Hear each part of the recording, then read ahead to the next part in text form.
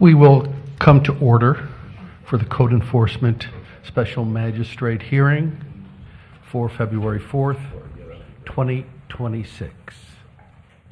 Let's rise for the Pledge of Allegiance to the flag.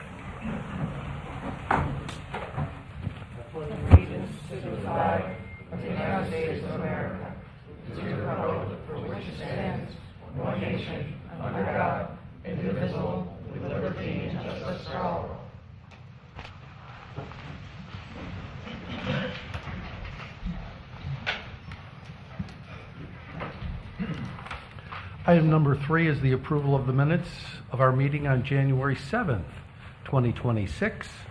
I have reviewed the minutes and I hereby approve the minutes for January 7th, 2026. Madam Secretary, item 4 says you should swear in the staff members.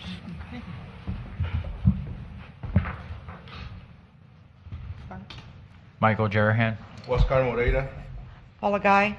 Melissa Brubaker. Josh Guevara, Brian Alves. Marlene Moise. Lynn Schwartzel. That's everyone. Do you affirm to tell the truth, the whole truth, and nothing but the truth? yes. Yes, I do.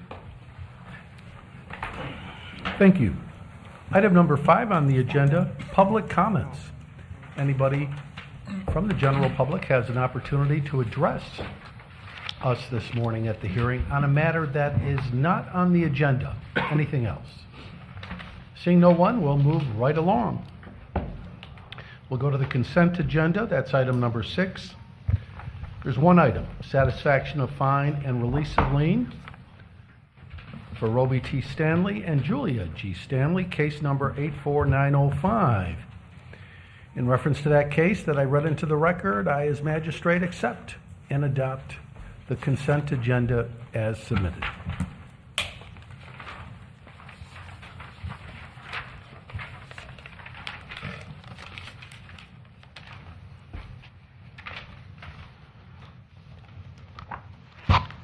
Item number 7, fine hearings. For individuals who wish to address us this morning, just to let you know, you've already been found in violation. So we're not here to litigate that this morning. I'll want to hear what you've done since that time and why you're not in compliance, and any efforts you've taken to resolve the situation. That's the issue this morning. We'll go with case number 2311, 112082. The investigating officer is Mr. Moreira. The location of the violation is 4788 North US Highway 1 in Fort Pierce. The property owner, Indrio One LLC. Good morning, Magistrate. Good morning, sir. Good to see you again. Can you please, Hopefully not for too much longer. Okay, hopefully, huh? Yeah. can you please state your name and address for the record, please? My name is George David. My address is 3300 North 29th Avenue, Hollywood, Florida, 33020. And please raise your right hand. Do you affirm to tell the truth, the whole truth, and nothing but the truth? I do. Thank you, Mr. David. We'll hear from Mr. Moreira first. Yes. Good morning, Magistrate. For the record, I am resubmitting 7 photos dated August the 4th, 2025, 3 photos dated November the 20th, 2025, 3 photos dated December the 1st, 2025, and I am submitting 3 photos dated February the 2nd, 2026, and 1 aerial photo obtained from the property appraiser website. This case was brought to the August 6, 2025 full board hearing for the following: Section 13.09.00, Exterior Property Maintenance Code, Section 303.2, please repair the holes on the wall throughout the entire structure.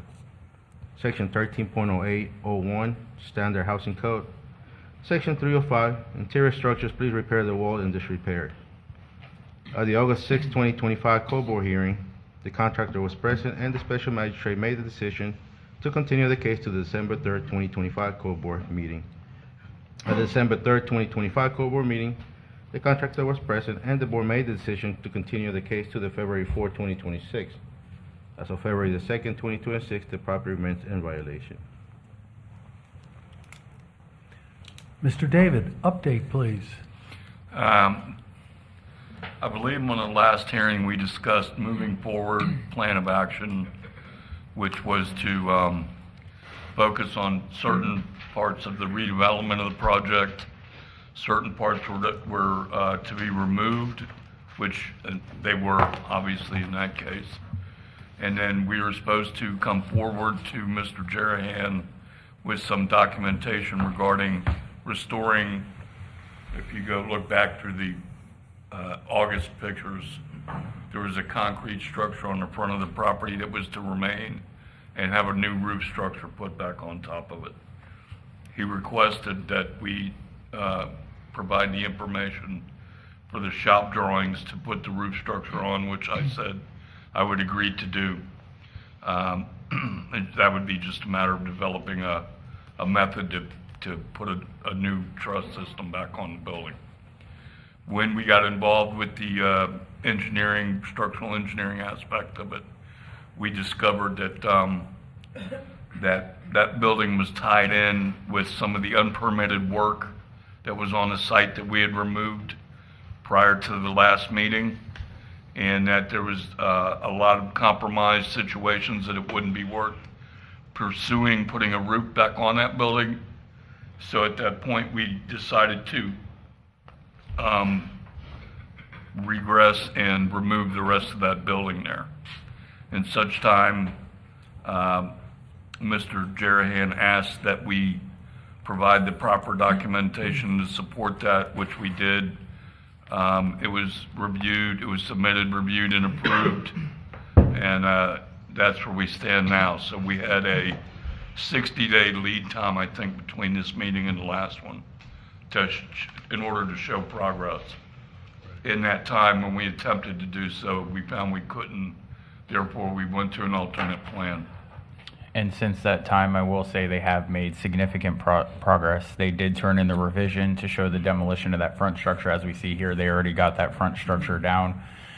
Just reiterating, same thing from the last meeting. This property used to be ag exempt, so there was a lot of, I'll say unpermitted, but it wasn't required to be permitted as an ag property. So as they're going through this, I'm sure there's going to be a lot of weird things that they're going to find, and it's not an easy thing to overcome. So I think they're on the right path, and I think they've made a lot of progress since the last meeting. Mr. Jarahan, what do you think we should do? I would be in favor of pushing it out 120 days. Hopefully they can finish it up by then so that we can be done prior to coming back here. Or at least significant progress on it to the point where I can't guarantee it, but I will make the best effort I can. Right at the moment now, what we have left is a long singular structure in the back, which is primarily steel construction, which is basically remove and replace building panels and things like that. It's pretty straightforward. It's been assessed by a structural engineer to be suitable for restoration. So that would become our main focus now that this other work is out of the way. We've continued this several times. I'm inclined to impose a fine, but have the fine not take effect for at least 120 days. Thank you. Should give you enough time to do that. Yep. Counsel, any problem with that? No objection. Okay. All right, very good. Thank you very much. I'll be in touch with you guys for the next step, okay? Perfect. Let's do it first. All right.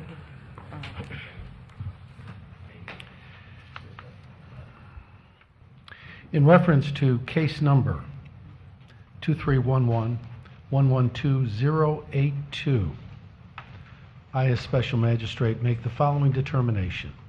After hearing the facts in this case, the testimony, and the report of staff that the violation still exists, and having considered the gravity of the violation, the actions, if any, taken by the violator to correct the violation, and any previous violations, I make the following determination. A fine of $250 per day shall be imposed for each day the violation exists, starting June 15th, 2026, with a maximum fine not to exceed $30,000.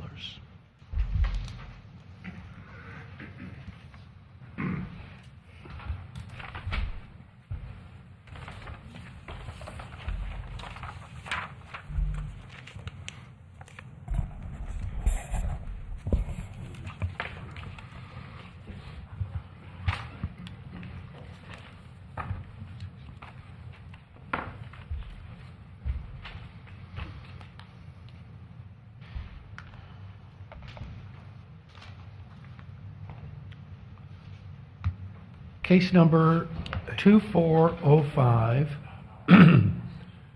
113047. Location of the violation is 5920 Whippoorwill Lane in Port St. Lucie. The property owner, Matthew W. and Jessica L. Brewster. The investigating officer is Josh Guevara. Good morning, Anybody here? Mr. Krieger. The staff is recommending that this case be continued until the August 5th, 2026 fine hearing.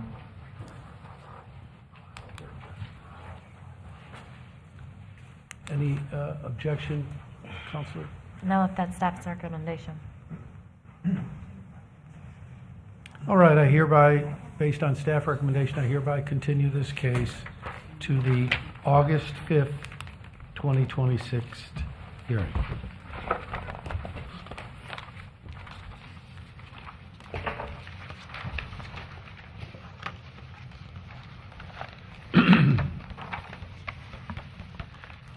Case number 2508-115642. Location of violation is 7302 Pacific Avenue in Fort Pierce. The property owner, Robert T. Davidson III. Mr. Davidson is not here, I don't see. Mr. Morera, I believe this is your case. Yes, sir. For the record, I am submitting 4 photos dated August 22nd, 2025, 5 photos dated October 6th, 2025, 6 photos dated November 20th, 2025, 4 photos dated December 1st, 2025, 2 photos dated January 26th, 2026, 3 photos dated February 22nd, 2026. I'm sorry, February 2nd, 2026, and 1 aerial picture from the property appraiser website. This case was brought to the December 3rd, 2025 court board hearing for Section 38-97, prohibited acts, overgrowth. Section 38-26, abandoned property, junk, trash, and debris. Please remove or repair the unserviced vehicle and the trailer on the property. Section 38-26, abandoned property, junk, trash, and debris outside storage. At the December 3rd, 2025 court board meeting, the owner was not present and the case was found in default. Special magistrate made a decision to present the case at the February 4th, 2026 court board hearing with a compliance date of January 9th, 2026. I have remained in contact with the owner. As of February 2nd, 2026, the property remains in violation. Mr. Morera, why are you recommending a maximum fine of $20,000? So based on the property value and also for the lack of progress done on the property, he hasn't done nothing since we opened the case, and this is the second case also opened against the property. He has a lien on the property as we speak. Understood. Thank you. You're welcome. In reference to case number 2508-115642, I, as special magistrate, make the following determination. After hearing the facts in this case, the testimony, and the report of staff that the violation still exists, and having considered the gravity of the violation, the actions, if any, taken by the violator to correct the violation, and any previous violations, I make the following determination. A fine of $250 per day shall be imposed for each day the violation exists, starting January 10th, 2026, with a maximum fine not to exceed $20,000.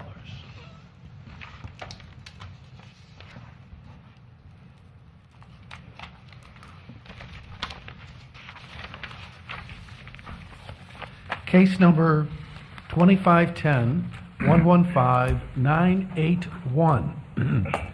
Location of violation 3847 North US Highway 1 in Fort Pierce.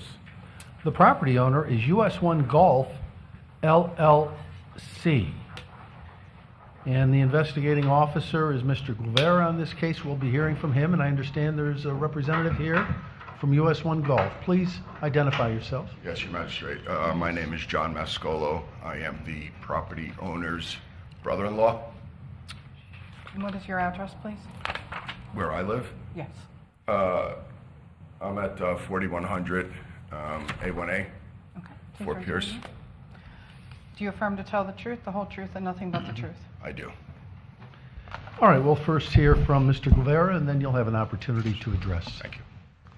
Thank you, Special Magistrate. For the record, I am submitting 2 photos dated October 21st, 2025, and 3 dated February 2nd, 2026. 3847 North US Highway 1 was found in violation of Section 3826, outside storage, and 3826, unserviceable vehicle. Notice of violation letter was issued on October 3rd, 2025, and a notice to appear letter was issued on October 21st, 2025, for the Code Board hearing of December 3rd, 2025. At the December 3rd, 2025 Code Enforcement hearing, the property was found in violation by default and given until January 9th, 2026 to comply, or a fine would be imposed. As of February 2nd, 2026, the property remains in violation. I just had contact with property owner, Mr. John, Special Magistrate. He advised that there was a mix-up in the mail, and that's the reason they were not able to attend the Code Enforcement hearing back in December. He did advise that they have been working on it since earlier this week, and he tells me that if I go by on Friday, the property will be in compliance. Is that correct, sir? It is. We had a vehicle removed. There was several vehicles that were listed. There was an older Toyota that's been taken, and now, as you see in those photos, there's that box truck. It's got some furniture in the back. My father-in-law's got another business on 2nd Street, and trying to get rid of furniture. And nonetheless, we've got a new dumpster on the property, and we're going to be using that dumpster to pick up any of the remaining debris outside the garage area. Some of the items there, I was telling Josh, we use on I'm not going to say on a daily basis, but maybe once every 2-3 weeks. We have a big roller that we use to roll out the dirt and the new seed up where the people hit off the grass. But other than that, I think we've made significant progress in trying to keep it clean, and we're going to get that box truck out of there by tomorrow. Okay, very good. I'll give you to March 6th. to Thank get you. this done, okay? In reference to case number 2510115-981, I, as Special Magistrate, make the following determination.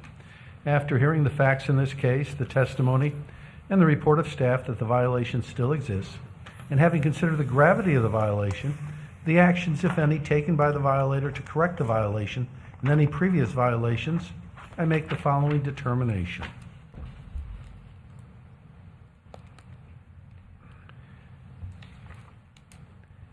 Staff is recommending a maximum fine of $50,000.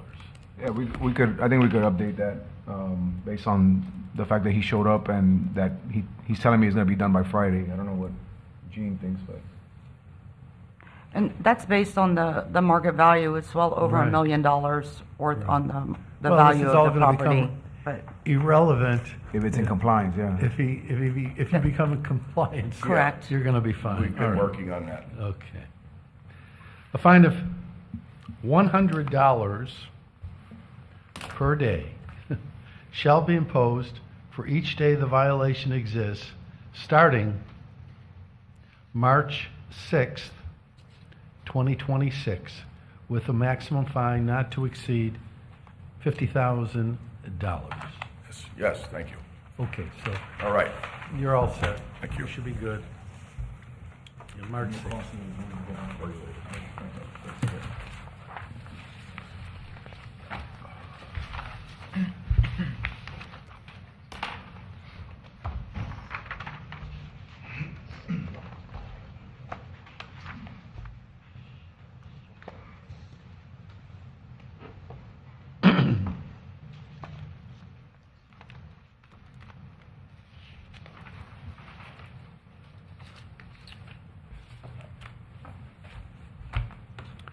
Case number 2507-115430. Location of violation is 2201 North 43rd Street in Fort Pierce. The property owner is John A. Williams, Jr., and the investigating officer is Paula Guy. Do not see Mr. Williams here, but I see Paula Guy, so please. thank you. Good morning. For the record, I am submitting a total of 5 photos and also 1 aerial image from the St. Lucie County Property Appraisers. 2201 North 43rd Street was found in violation of Section 11.05.01 A subsection 2A. Expired permit 2001-12-0331 for the new construction of a 3-bedroom, 3-bath home. Also, Section 20-80 is a silt fence is to be installed at all times on construction site as county requirements mandate. The hearing for the case took place on December 3rd, 2026. The owner did not appear, and the case was given a date certain for compliance of January 9th, 2026. As of February 4th, 2026 today, the property still remains in violation. I've had no contact with the property owner since the date of July 24th, 2025 regarding the violations on site. And as of today, that's all I have.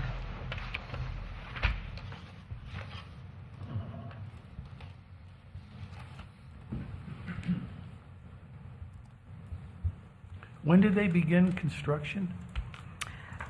The building official, this is a long case. The permits have been renewed and reapplied for many, many years. He can embellish on the more details of the This situation started, there. I think in 2018, and the permit expired. He got a renewal, expired again, had to apply for a new permit. That one expired a couple times.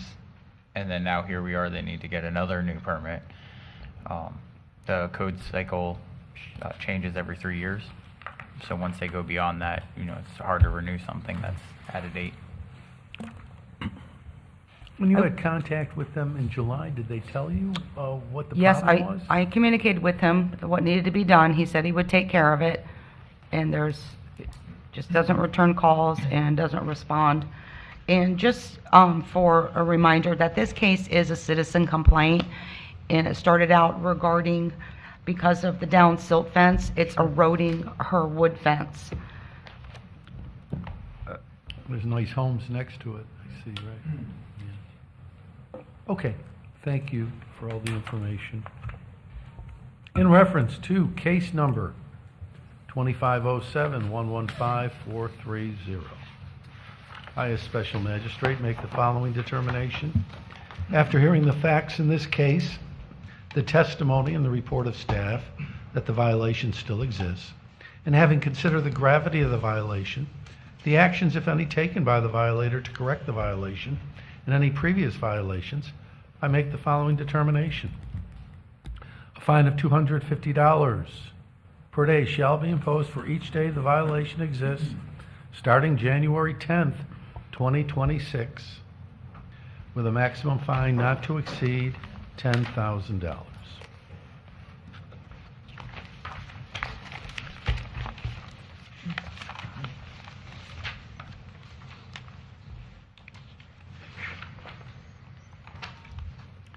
Case number 2311-112092.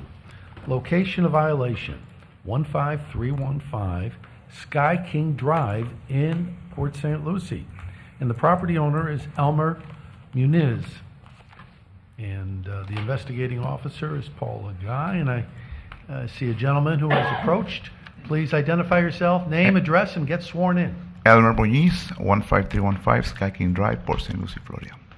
Please raise your right hand. Do you affirm to tell the truth, the whole truth, and nothing but the truth? I affirm. We will hear from Ms. Guy first, and then you'll have an opportunity to let us know what's going on. For the record, I am submitting 4 photos, which were taken by myself, and 1 image of the aerial from the St. Lucie County Property Appraiser. 15315 Sky King Drive was found in violation of Section 11.05.01. A permit is required for the detached metal structure and concrete slab. The permit 2305-003409 was for the building was applied for in May of 2023 and has not yet been issued. And then the permit for the concrete slab 2305-003425 was applied for in May, and as of today is showing an expired status. The building official can provide a detailed status of the permits as there's many complications in the revisions and corrections between the owner and the building department. The owner was present for the code board hearing on September 4th. The board granted, or September 4th, 2024. The board did grant a continuance at that hearing to February 5th of 2025.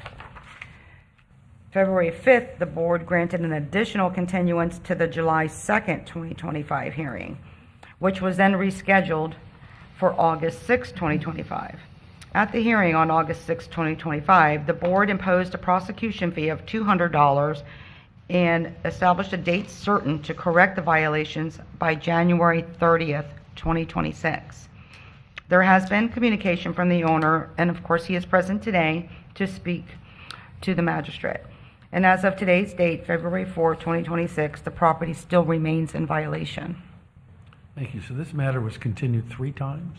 That would be correct. Okay, thank you. Yes, sir. Yeah, okay. So I'm being represented by Catcon Designs. Mr. Roger Templeman is the one who's been working on the case and providing assistance also by Mr. Gary Priolo, which is also helping me deal with Catcon by providing me oversight of the whole case. Catcon engineering department has been working on this update so we can finally obtain the permits. Regrettably, last I don't know when Paula we communicated with you about the passing of the wife of the main engineer. So there's has been some delays on it. We're supposed to be ready for to present the case in maybe less than a month, because that's been the delay that we have been having. We're almost there, and then after the permitting and the corrections, we're gonna be able to be ready for inspections. So it's out of my hand too. Sometimes it's So how long are you I'm just telling waiting me? on them to finish everything. It's not nothing I can really push and do. I've been trying to contact the Catcon also, and he's been But how much more time do you unavailable think you need sometimes. for permits? For the permits, I'm thinking maybe like let's say month and a half, 2 months. For it's engineering thing, so it's just out of my. I would recommend if we're my gonna do full 30 or control. 60 days to do a date certain at this point, because we've been hearing at all these There already is a continuance date that the certain. engineers, it's either the engineer or we've spoken to CADCon, or we're waiting on the homeowner to get something back, and it's always a back and forth if we're waiting on engineering. One of the problems with this project is that structure isn't designed to have that hangar door, so there was some extensive engineering required, but again, we've been hearing That's that the we're one. waiting on the engineer Yeah. for, And just to Thank you. clarify, there was That's a the part I was date certain missing, the for doors. January 30th, 2026. Right. Yes. Well, yeah, the compliance date was supposed to be January 30th, 2026. Mm-hmm.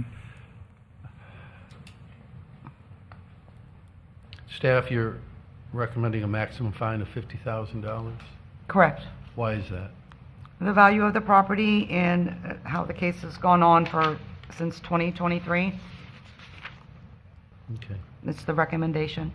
Okay, the building official said 60 days at the most, yeah, I would say at the maximum. at the max. Any objection if I No, impose the fine no starting at objection. 60 days? No objection to that. Okay. All right, we'll give you 60 days.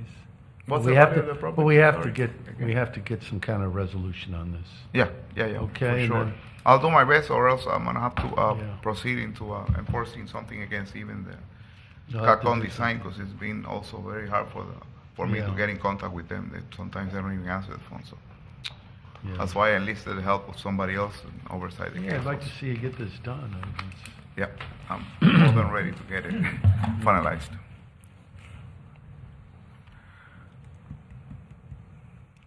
Okay. In reference to case number 2311, 112092, Okay. I, as special magistrate, make the following determination. After hearing the facts in this case, the testimony, and the report of staff that the violation still exists, and having considered the gravity of the violation, the actions, if any, taken by the violator to correct the violation, and any previous violations, I make the following determination. A fine of $250 per day shall be imposed for each day the violation exists, starting April 15th, with a maximum fine not to exceed $50,000. Thank you. You have till April 15th. Second? You have till April 15th, All right. and the finals start kicking in then. All right, start running. Okay. Thank you.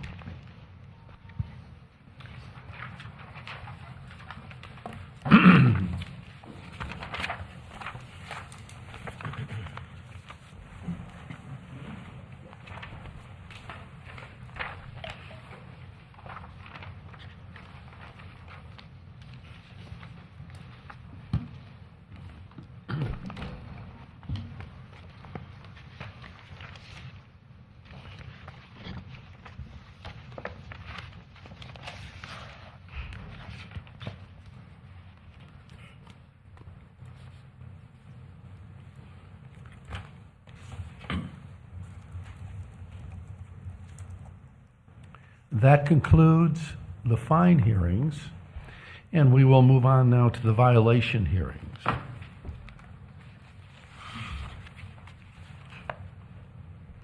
Violation hearings are that the staff will present evidence that the alleged violators are in violation.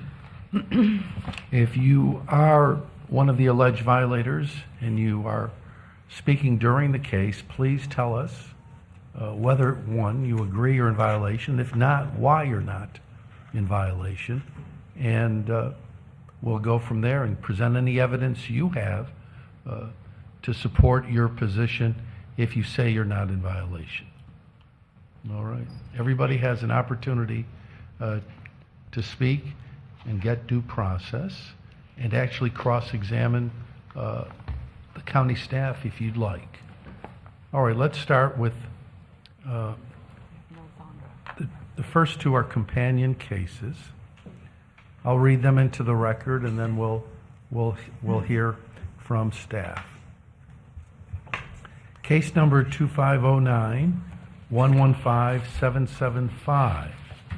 Location of violation 7240 South US Highway 1 in Port St. Lucie.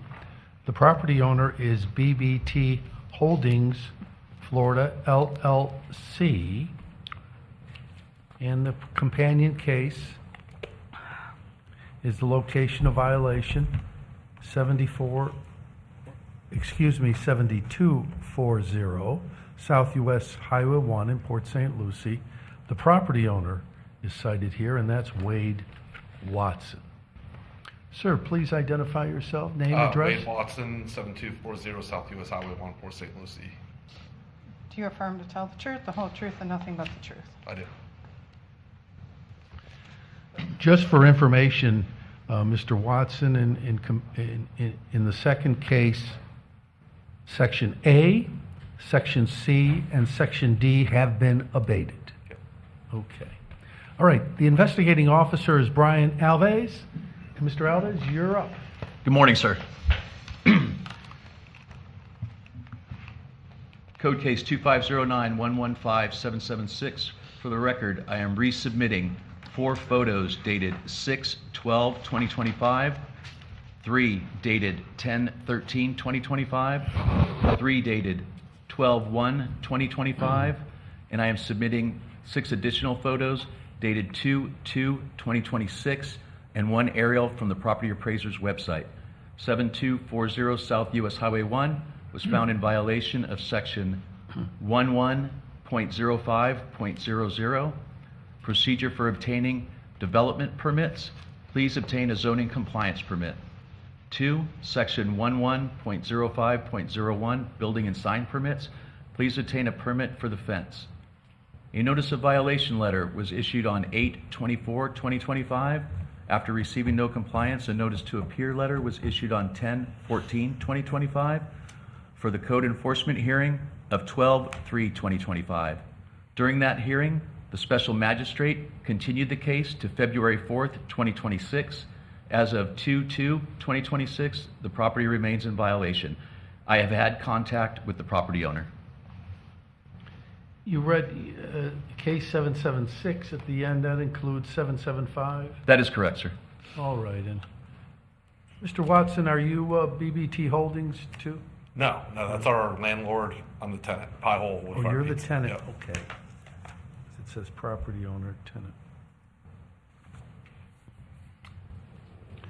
All right, sir, your opportunity to speak. Yeah, so we're down to resubmitting the zoning compliance. When we opened the business over a year ago, we did a name change only. Through this process, because we had additional seating outside, we had to resubmit for zoning. That application is submitted, and we're just going through the steps now. We already had the fire marshal and all the other licensing is complete. It's just going through the application. And how much longer are we talking about? I'm thinking days, but I don't know typically how long that goes. Yeah. It's in the system. We're uploading all the documents and everything. Real Congo was in the back. I see the Business Navigator has taken a seat. Would the Business Navigator care to speak? Absolutely. Good You morning. need to be sworn in first. Founder Lenise. Do you affirm to tell the truth, the whole truth, and nothing but the truth? Yes, I do. And yes, good morning. Mr. Watson did get his application in yesterday. I anticipate we'll get it into review today. Because it's a full zoning compliance as opposed to just the name change, it gets looked at by several departments. So typically we allow 5 to 10 business days to get the review done. We'll obviously be watching for it and trying to get it through as quickly as we can so we can get this case closed. All right. You've made some good efforts here, and I'm just inclined to continue this case. Hopefully, everything will be taken care of. Staff, any objection? No objection. Continue it to the March meeting or the April meeting? I would say April. April. Counselor? No No objection? objection. Okay, very good. All right, I hereby will continue these cases. Let's start one at a time.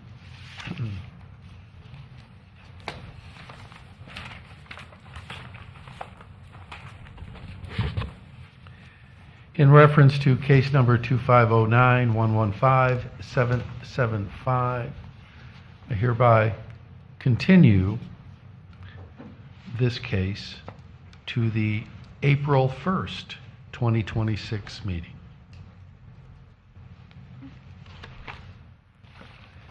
And then, in reference to case number 2509-115-776, I hereby continue this case to the April 1st, 2026 hearing. Thank you, sir. Thank you.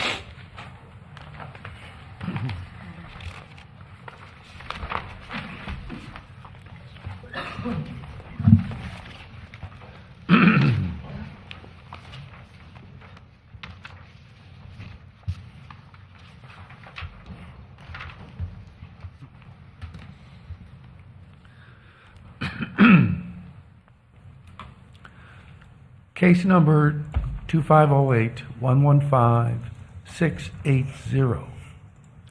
Location of violation 10900 South Ocean Drive, Jensen Beach. The property owner, EFTX LLC in Jensen Beach. The investigating officer is Brian Alves, and I believe there's an individual here representing EFTX. Please state your name, address, and be sworn in. Dawn Strachey, 940 Whitehall Drive, Crown Point, Indiana, 46307. Do you affirm to tell the truth, the whole truth, and nothing but the truth? I do. How are you related to EFTX LLC? Yes, I think. I think it was my father's. He was the primary member of the LLC. He passed in May, so we're I understand. fixing some stuff. So you're in probate? Are you with the business, or has it passed on to you, or you don't? I'm not quite sure. Okay. But you, My brother and I are trying to divide and conquer the outstanding items, so. okay, I understand. Okay. All right, let's hear from the investigating officer, and then you'll have an opportunity to fill us in. For the record, I am resubmitting 8 photos dated 9/4/2025, 5 dated 11/3/2025. I am submitting 3 additional photos dated 1/20/2026 and 6 dated 2/2/2026, and an aerial from the property appraiser's website. 10900 South Ocean Drive was found in violation of section 13.09.00 exterior property maintenance code, section 304 exterior structure. Please have a licensed contractor repair the floor joists and trusses. A notice of violation letter was issued on 9/8/2025. After receiving no compliance, a notice to appear letter was issued on 9/30/2025 for the code enforcement hearing of 11/5/2025. During that hearing, the special magistrate continued the case to February 4th, 2026. As of 2/2/2026, the property remains in violation. The county has been in contact with the property owner. Thank you. Would you care to comment? We hired the structural engineer before we were actually fined, as I stated last time. It took him, I hear they're very good, but very thorough, very slow. We officially got the final report, I believe it was last week, maybe Monday. It was supposed to go to bid Thursday or Friday of last week. It didn't go out to the contractors for bid until it was yesterday or Monday of this week. It'll take 2 weeks for them to get the contractors to get their bids in. I'm told by the structural engineer that the the permit package is ready to go as soon as we get the bids from the contractors, and we can apply for a permit immediately after that. So end of the month, the 17th, I believe the bids are supposed to be back. Okay. And then I don't know how long it takes for permit. He said he could do an emergency permit. Yeah, if they notate on there that it's a code case and structural related, we can expedite it. So 30 to 60 days. Yeah. Okay. All right. We'll find you in violation. We'll give you enough time to get out of violation. Thank you. Okay. Let's see.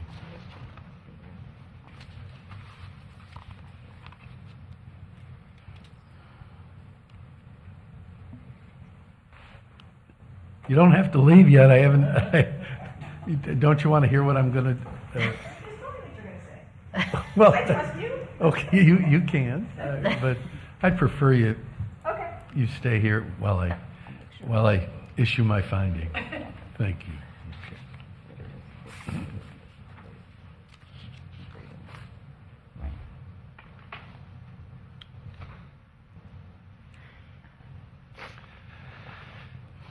In reference to case number 2508115-680, I, as special magistrate, make the following determination. After hearing the facts in this case, the testimony, and the recommendation of staff with regard to the existence of a violation, I determine the violation in fact did occur and the alleged violator committed the violation. An order of enforcement is warranted. If the order of enforcement is not complied with by April 4th, 2026, a fine of up to $250 per day may be imposed. A cost of $200 is being imposed as the cost for prosecuting this case. Please take notice that on the first Wednesday of the month, after the date given for compliance, at 9 a.m. or soon thereafter, as may be heard, a fine hearing will be held if the violation is not abated by the given compliance date. That's it? Thank you. Okay, so you have till April 4th.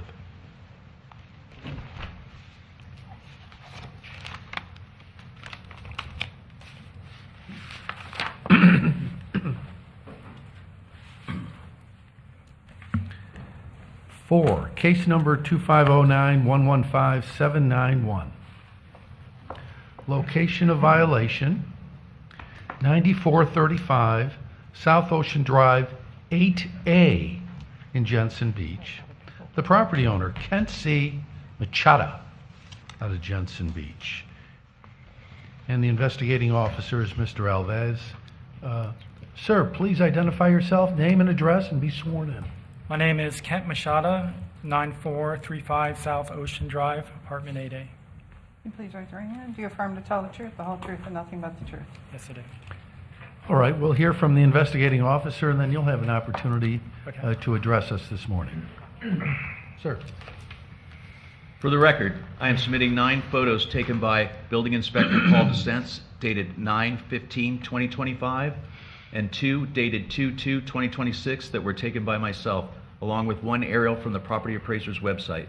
9435 South Ocean Drive, Unit 8A was found in violation of Section 11.05.01, Building and Sign Permits. Please obtain a permit for the interior demolition of the unit. Number 2, 11.05.01, Building and Sign Permit. Please obtain a permit for the interior alteration. A notice of violation letter was issued on 9/16/2025. After receiving no compliance, a notice to appear letter was issued on 1/8/2026 for the code enforcement hearing of 2/4/2026. As of 2/2/2026, the property remains in violation. I have had contact with the property owner. Mr. Machado, are you in violation? Yeah, I mean, I was trying to get some documentation that I needed for homeowners tear out or after effect permitting. I've been trying to get through the county, the association, and I ran into a dead end, so I had to draft out a floor plan, which I needed, and I think I have the right documentation now to go forward with the permitting. When did you undertake this project? Well, I'm under association, and I've had a roofing issue, and the association never fixed it. So I had water coming through my unit it's been abandoned for almost 4 or 5 years now. So I took it upon myself to gut it out so the mold wouldn't build up in the unit. Didn't realize I needed a permit when I did that. I'm still going there. The association has hired a roofing company, and it's still a messed up deal where the roof is still an issue. So I'm still waiting on that to be fixed and remedied. What you see there is a pipe going through my unit because water was coming through a place in my roof. It was draining outside. So I've had some issues with a roofer and association. I want to be in compliance with the tear out. I think I have the documentation now to go through with it. So how long do you think you'll need to Yesterday I get was the permit told- and submit the documentation? Well, I was told yesterday I might need to get a contractor. I can't do it as a homeowner possibly. Right. So I might need a little bit of time to find that. And I'm still hoping I can do it as a homeowner. I need to Yeah, I mean, sort it out. but you don't reside there. No, not at the moment. No, I don't. No. So I don't believe you can do an owner-builder on this. And it has to be for your own use and not for I mean, rent, sale, or lease. it's my unit. I'm an owner of the unit. Right, you're the owner, but you live somewhere else. I live somewhere temporarily because I have to. I mean, You live somewhere else temporarily. And Yeah. before this all happened, you lived there? I've had to. Yes, I'm renting a place now. Waiting. Yeah, but I mean, did you ever live at 9435 South Ocean Drive? When I first bought it, yes, I did for the beginning. How long did you live there? Just maybe less than a year. That wouldn't comply. It doesn't specify any specific time frame to live there. It just says it has to be for the owner's use and not for rent, sale, or lease, and within a year of the permit being pulled. I don't know the type ownership. It would have to be a true townhouse with separate property lines and everything to be eligible for an owner builder, though. If it's a quadplex or commercial style unit, then it cannot be an owner builder. Oh, it's a quadplex or duplex? I don't have property appraiser in front of me, so I don't know off the top of my head. It's a but- quadplex. Yeah. It is a quadplex. I do. There's no homestead exemption on the property for No. Unit 8A. No. Yeah, you may have an issue here. You may need to get that, you will need, for what I'm hearing, need to get a contractor. The contractor. Okay. Yeah. No, I found that out yesterday, so. Yesterday. Well, you were found in violation, or a notice of violation was issued in September, Right. and you just found that out yesterday? Well, no, I've been in contact with planning examiner, and he told me to just, that I needed, I was unaware that I couldn't do it as a homeowner until yesterday. Yeah. No. I'll give you a little time, okay? I appreciate that. To go ahead and get the permits. I'm looking at 60 days.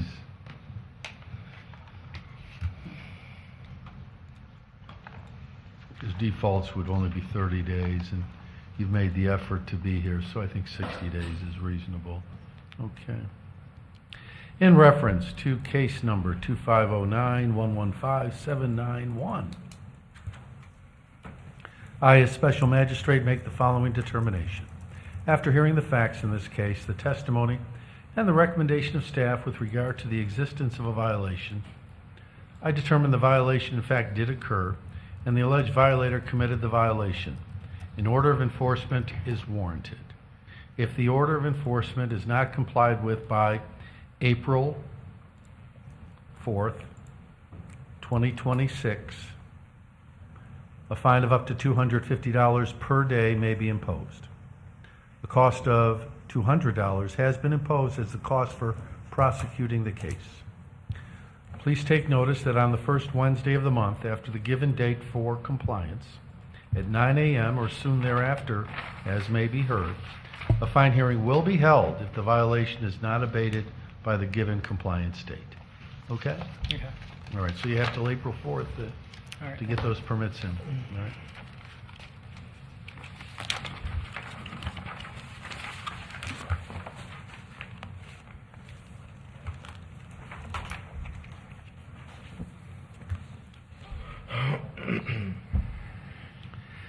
Case number 2508-115532.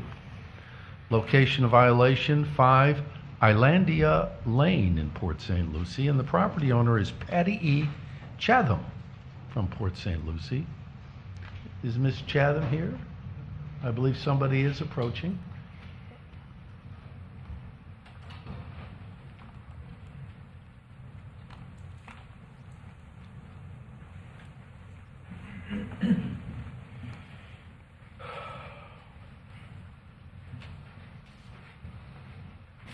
I see two individuals approaching. If you're both going to testify, please identify yourselves. I'm just trying to help her, sir. But you might have a few comments to say. Okay. So then, why don't you both identify yourself, give your addresses, and be sworn in. Patty Elaine Chatham, 5 Islandia Lane, Port St. Lucie, Florida. And Joe Yedowitz, I'm just a friend trying to help her. What's your address, Joe? Right now I'm on. Please speak into the microphone, sir. I'm sorry. Right now I'm on North North Hutchison Island, Tiara Condominiums or whatever it's called. I don't know the address. Both of you, okay. Please raise your right hand. Do you affirm to tell the truth, the whole truth, and nothing but the truth? Yes. Yes. All right. Thank you both. We'll hear from the investigating officer, and then you'll have an opportunity to ask questions or state your position. Yes, sir. For the record, I am submitting 15 photos dated 8/9/2025, 3 dated 1/8/2026, and 12 dated 2/2/2026 with 1 aerial from the property appraiser's website. 5 Islandia Lane was found in violation of section 13.08.01 Standard Housing Code, section 309 Pest Elimination. Please read the structure of insects and rodents. 2 13.08.01 Standard Housing Code, section 504 Plumbing Systems and Fixtures. Please prepare all plumbing to working condition. 3 13.08.01 Standard Housing Code, section 308.1 Accumulation of rubbish or garbage. Please remove the excess garbage or rubbish from the property. 4 13.08.01 Standard Housing Code, section 305 Interior Structure. Please remove the mold and mildew throughout the structure. 5 13.08.01 Standard Housing Code, section 305 Interior structure, please repair the holes in the floors and walls throughout the house. A notice of violation letter was issued on 8/13/2025. After receiving no compliance, a notice to appear letter was issued on 1/12/2026 for the code enforcement hearing of 2/4/2026. As of 2/2/2026, the property remains in violation. I have had contact with the property owner.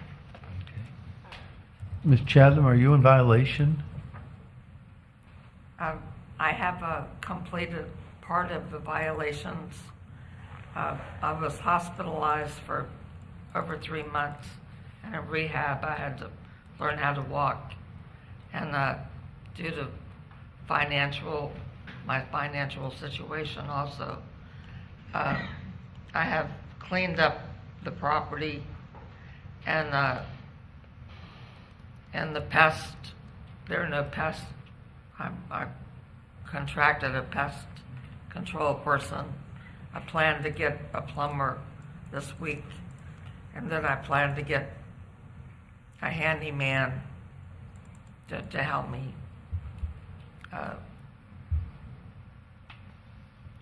Do the rest. Are you residing in here, in this structure? Sometimes I go there to do what I have to do, or, I have to get a plumber to come in. Right, but you don't live there now, do you? No. Ma'am?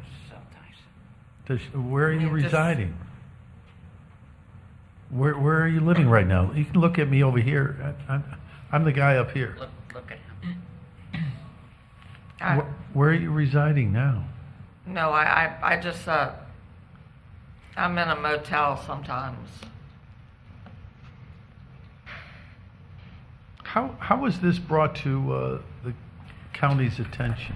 This case was called in on the weekend hours from the sheriff's department as she was transported out when we arrived on the weekend, is the conditions of the date of August 9th. The building was tagged uninhabitable by the building official and building inspector.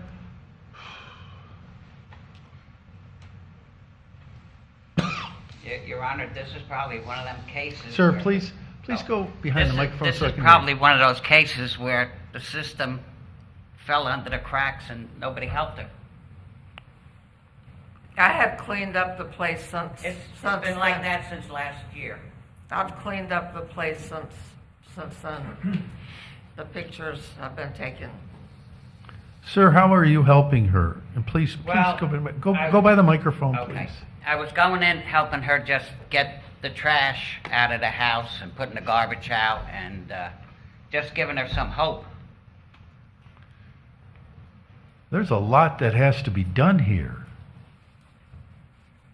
I can't. She needs help, sir. That's the problem. She needs help. She doesn't have the financial means I to don't hire somebody to do all this. Well, I plan to get a handyman to do the flooring. I had a group of people come in and take up the flooring of my house.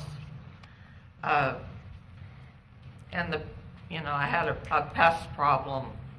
So the pest problem, I've contracted a pest company. I have no pests in the house. She will need a contractor, though, wouldn't she? I mean, she says she's I talking think- about getting a handyman, but No. will she need a licensed plumber. contractor? I plan to You'll need a licensed get a plumber. plumber, sir. No. I plan to get a plumber, and then I plan to get the mold. There was one section of the Florida room with mold. If it's a mobile home or a manufactured home, then it's repairs that they're doing like for like, then a contractor would not be required. Okay. And this is a mobile home? Is this? I believe so. This is a mobile home? Yes. How long do you think it'll take for you to get a handyman? I need an extension I mean, I plan to contact a plumber this week, and if, you know, an extension would be great. Right. There's a lot of work to be done here. Well, I cleaned up a lot, and Can I see some of the more recent pictures? What are the most recent pictures you have? Staff, Mr. Alves? Yes, sir. I was in the house 2 days ago. There's pictures from. Yeah, there's February 2nd. That's what I want to see, so. Do you see a difference from when you were originally in there? There's definitely a difference, but it's not inhabitable No. for a human being. It's I not. wouldn't think so. It's going to take a lot of work to become habitable. well, It's not sanitary at all. It's not good. And you're not it's living. mostly flooring and painting that needs to be done. Well, yeah, The plumbing. flooring was taken up by a handyman group, so that's why it looks the way it does. Yeah. Oh, you mean they were starting the work and then they just walked away? Looks like some of the flooring was torn out. A lot of the Yeah. flooring was torn out. The unit smells of urine and rodent feces, and I mean, there's still it's not inhabitable. I mean, I certainly am inclined to give you time to get this done. Yes, I would like time, sir. But you're not living in there. You just go over there if you got to meet with a handyman, right? I mean, nobody's Yes, living yes. in there. You're not allowing anybody to stay in there. No. Sir? Yes. There's evidence that she's living in there. Well, not all the time. Yeah, I but- go in there to clean up, or if I have to have somebody look at the plumbing or whatever. Yes, I do. Yes. There's a bed in there, Your Honor. There's evidence that somebody's living in there. Well, not full time. I'm not there full time. The red tag was pulled off the door. The tape that was around the unit was removed. I was I'm- driving by that place pretty much weekly for the 3 months when she was in contact. She would call me from the hospital. And then I noticed the walker was in front of the door, and that's when we moved forward where we are today. I was in the hospital for over 3 months in rehab. That is correct. And when I came back home, somebody had taken that off the door. I didn't know who had. When did you get out of the hospital?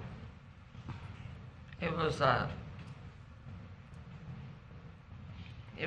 December December of this recent Yes. December? in rehab. You were in rehab. I was in 3 hospitals, and I had surgery, 2 surgeries, 2 colon surgeries. What's your And prognosis? I had to learn how to walk, and that, I was very weak.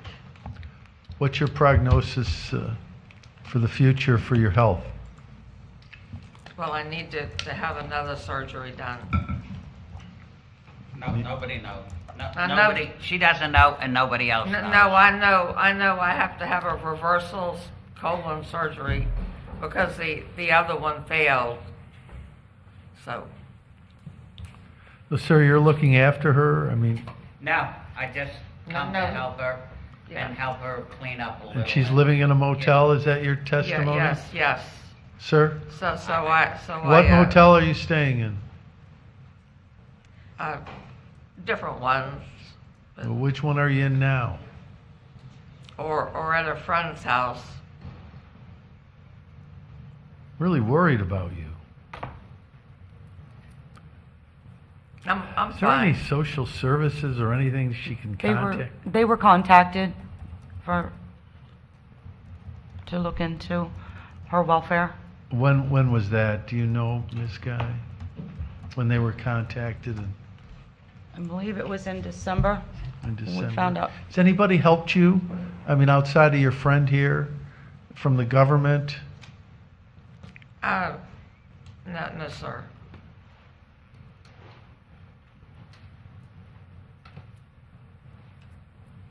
Okay. But after It was you at the have, beginning of after you January. have 2 colon surgeries, Yeah. you get weak, and that you know. All right, well, tell me when you're gonna have a handyman. When you're hiring a handyman? Give me a date. I plan to get a Plumber plumber this when? week. To Next week? address the plumbers, yeah. All right. And pay to get that addressed. You have the financial And then means? the other, yes, Okay, good. yes. You're gonna get a plumber and then I you- just need more time. All right. To get it together.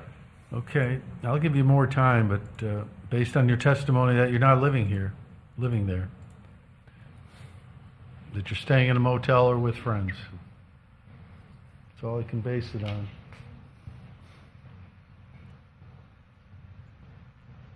But you own the property. It's not like you're renting the property, right?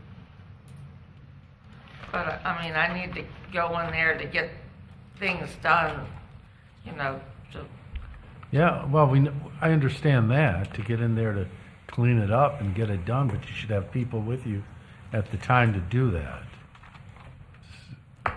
And I'm just asking these questions because I'm concerned about you. I'm going to be very honest with you, and I think the whole county staff is.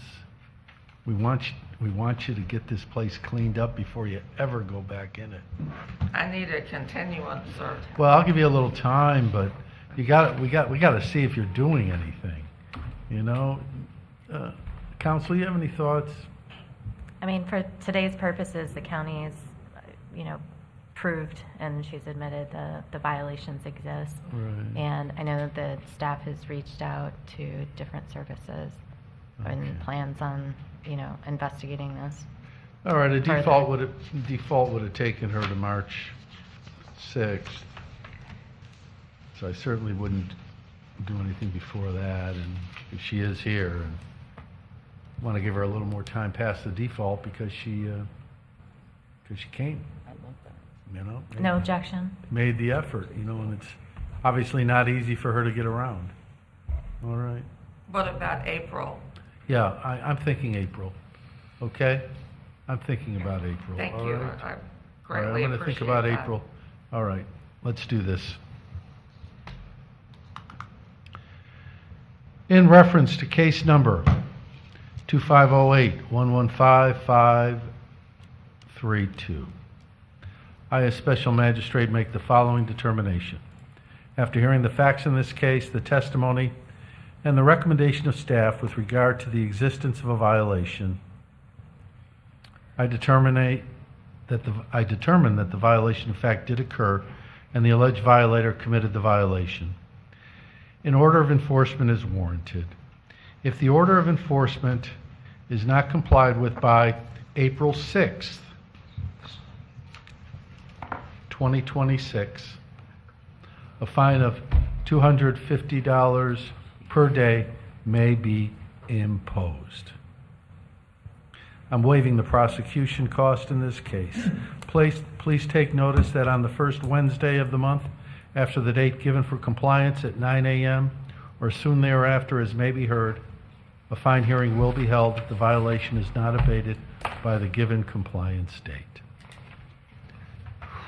Good luck. Thank you. Okay. Thank you.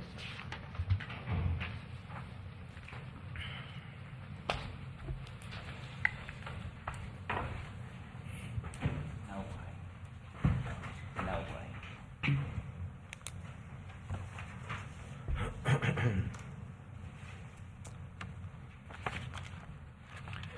Case number 2512-116-281. Location of violation, 3261 South US Highway 1 in Fort Pierce, and the property owner is Chris Beland. Staff has removed this from the agenda for compliance efforts.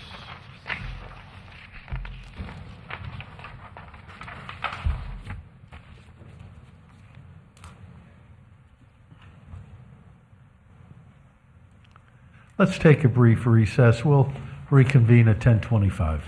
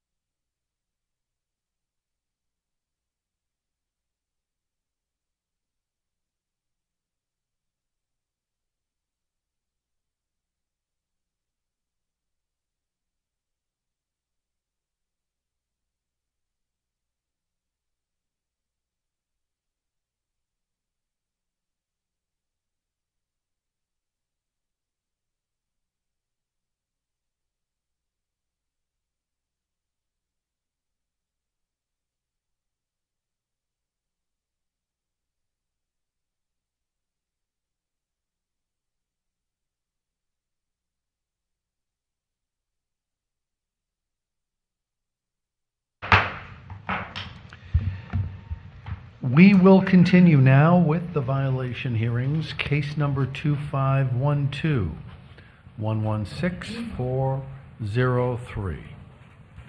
Location of violation 5603 South Indian River Drive in Fort Pierce. The property owner is Brenda LaGrange. Sections A, B, and E have been abated. Sir, name, address? My name is Ryan LaGrange. I'm at 5603 South Indian River Drive. Do you affirm to tell the truth, the whole truth, and nothing but the truth? Yes, I do. Thank you, sir. We'll hear from the investigating officer, Mr. Alves, first. For the record, I am submitting 7 photos dated 12/23/2025, 6 dated 2/2/2026.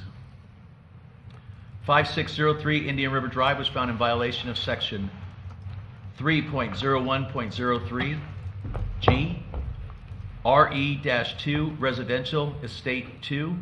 Storage pod containers are not permitted. Please remove. 38-26 Abandoned property, junk, trash, and debris. Outside storage items and materials are not permitted. Please remove items such as appliances, construction debris, and other miscellaneous items from the property.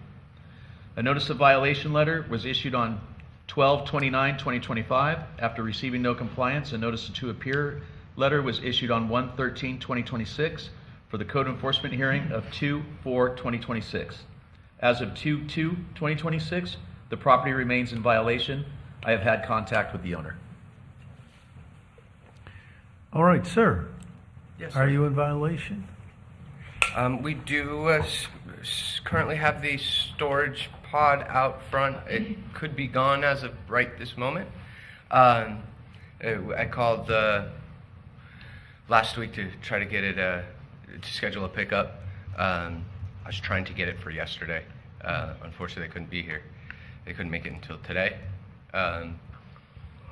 The storage, the outdoor storage, we cleaned up most of it. I met with Brian yesterday. There was one section behind the shed that he wanted that we needed to kind of do a little bit more work on, which is probably 30-minute job, and it'll be done today. Yeah, notice of violation was issued almost near the end of last year, which really it's only been a little over a month, and it looks like they've certainly taken a number of steps to abate a lot of the problems already. Doesn't look like that much to go, correct? That is correct. So you're hoping to have this all done by when? Within? End of next week? Oh, yeah, I'll give you more than that time. Because if you didn't show up, you'd still get till March 6th. Okay. So, I mean, at least you're here. I mean, I'm inclined when people show up that they get a little more time than the people who don't show up. I mean, I think that's only fair. But it sounds like, to me, that you're pretty close to getting this all taken care of. All right. I'll go.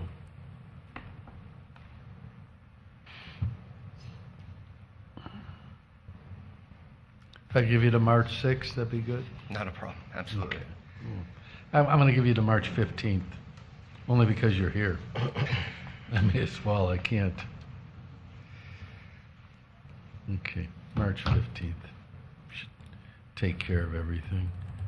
In reference to case number 2512-116403, I, as special magistrate, make the following determination. After hearing the facts in this case, the testimony and the recommendation of staff with regard to the existence of a violation, I determine the violation in fact did occur and the alleged violator committed the violation. An order of enforcement is warranted. If the order of enforcement is not complied with by March 15th, 2026, a fine of up to $250 per day may be imposed. The cost of $200 has been imposed as the cost for prosecuting this case. Please take notice that on the first Wednesday of the month, after the date given for compliance at 9 a.m. or soon thereafter, as may be heard, A fine hearing will be held if the violation is not abated by the given compliance date. Thank you very much, sir. Okay. Have a good day.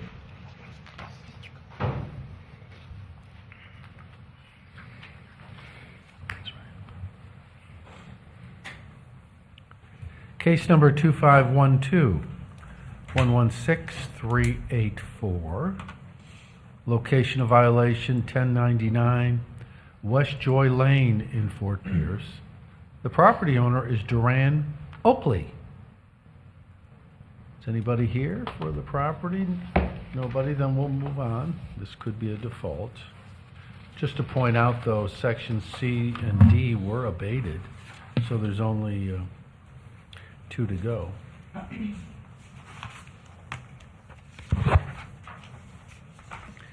Case number 2505-115029, 2906 Avenue S in Fort Pierce.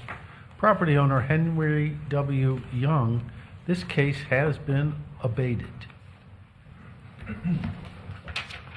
Are you here for this case? No, it's not the next Okay, one. next one, okay, because this one's abated.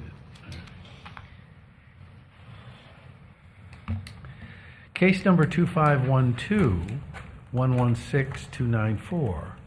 Location of violation 119 Balsa Road in Fort Pierce. The property owner is Zolene Holcomb. My name is Rachel Holcomb, 119 Balsa Road, Fort Pierce. Please raise your hand. Do you affirm to tell the truth, the whole truth, and nothing but the truth? Yes.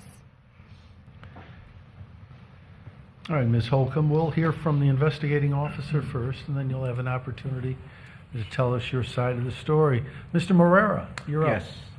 For the record, I am submitting one photo dated December the 1st, 2025, 2 photos dated December the 22nd, 2025, 3 photos dated December the 31st, 2025, 1 photo dated January the 12th, 2026, 4 photos dated January the 26th, 2026, 5 photos dated February the 2nd, 2026, and 1 aerial photo from the property appraiser website.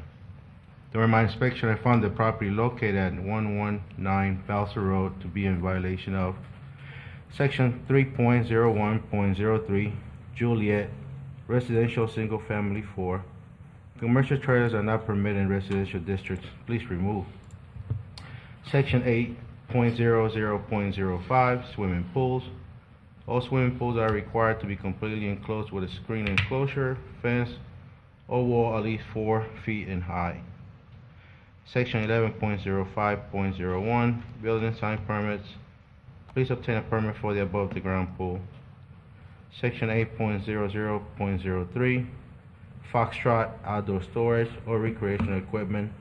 Only 2 recreational equipment such as the trailers are allowed on the property. Please remove additional. I issued notice of violation letter on December the 4th, 2025, and gave a compliance date of December the 18th, 2025. After getting a compliance certified notice to appear for the February 4th, 2026 school board meeting, was issued on December 31st, 2025, and posted January the 14th, 2026. As of February the 2nd, 2026, there's no permit on file for the above the ground pool. I had contact with the owner as of February the 2nd. The property remains in violation. Thank you, sir. You're welcome. Ms. Holcomb, you in violation? So I have a couple different things going on right now. Currently, I'm shutting down my business, my construction company, so we do have trailers and things on the property. So in lieu of that, we are enclosing the porch. I do have plans. I'm waiting on a revision right now. So we do need the dump trailer on the property to be able to dispose of what we're demoing inside of the porch. So there's that. As far as the pool goes, I didn't realize that we needed a fencing around because the pool is over 4 feet tall. We don't keep the ladder nearby. So I was, thinking that with the 4 feet clearance requirement, that would be okay for that. When I found out it wasn't, we put up an orange fencing for this point in time until we can get the permit for the porch. And then I planned on getting seeing what it would take to get a permit for the fencing as well. I am trying to budget all of this in, so I was hoping to maybe get closer to like 90 days. I do have safety around the pool. We are kind of out in the middle of nowhere. I don't have a lot of neighbors. We're right next to Harbor Branch, and it's mostly woods and then US 1, so we don't have sidewalks, or we're not inside of a neighborhood where it might become an issue. I am very aware of it, and we are I am in the process of selling a lot of the things that you see out there. I've already gotten rid of one of the boats. I'm putting up another truck for sale, and some of the other things that you see out there. I'm just trying to get through our inventory after we shut our business down this past year. I just want to touch on the fence real quick. Since it's 48 inches with the removable ladder, the fencing around the property wouldn't be required for it. We don't have that information, though, that it's over 48 inches. It's unpermitted, and we didn't have access to measure it ourselves. So once that's permitted, showing that it's 48 inches and has that removable ladder, that'll also get abated with that. Perfect. Okay, so I don't even, so what, do I just need to go to the permitting office and show them the specs that I have for the pool? Correct. Okay. Did you have the specs for the pool? I do have them, and I was going to bring them, and I just thought that I didn't bring it. Okay. So if she has the specs, Yeah, the above ground pools are pretty simple. We just need the specs for the pool showing that it meets that 48 inches with the removable ladder. And then I don't know off the top of my head the exact requirement, but there's required to be an outlet. I think it's at least 10 feet away, but not more than 20 feet away, if I remember correctly. Okay. okay, so that should be pretty quick to get that. My 10-year-old son will be very happy to hear that.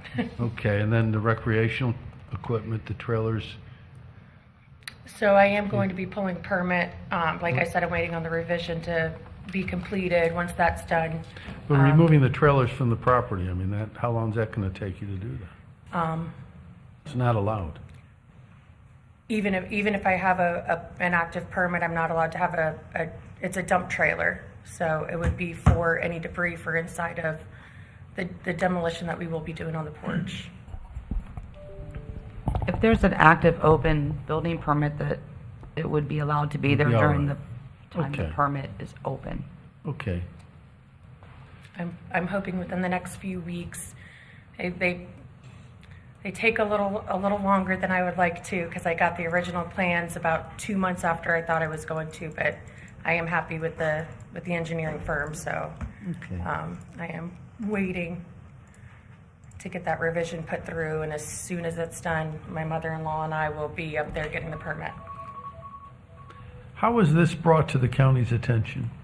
I think the neighbor was in violation, and Mo just said he kind of turned his head and saw the pool, and that was, That is correct. 110 Balsa Road was in violation of a zoning compliance, so I happened to be inspecting the property, and as I was turning around, I happened to see the pool on the But they property.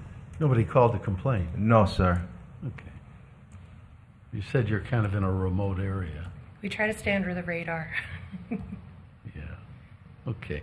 So how much time would you like? If I had, I think for my peace of mind and my mother-in-law's peace of mind, as far out as you'll allow, but I'm going to be very diligent on top of this. I believe you. Anyway, staff, what do you think? I don't have any objections. I just wish she would have come up to me and talked to me. I did try to work with her. Unfortunately, that was not the case at the beginning, but I have no objection at this time. 60 days or 90 days? 90 days would be wonderful. If she's working with an engineer to get engineering for a back patio, I think 90 days would probably be a little bit more realistic. Engineers aren't the quickest.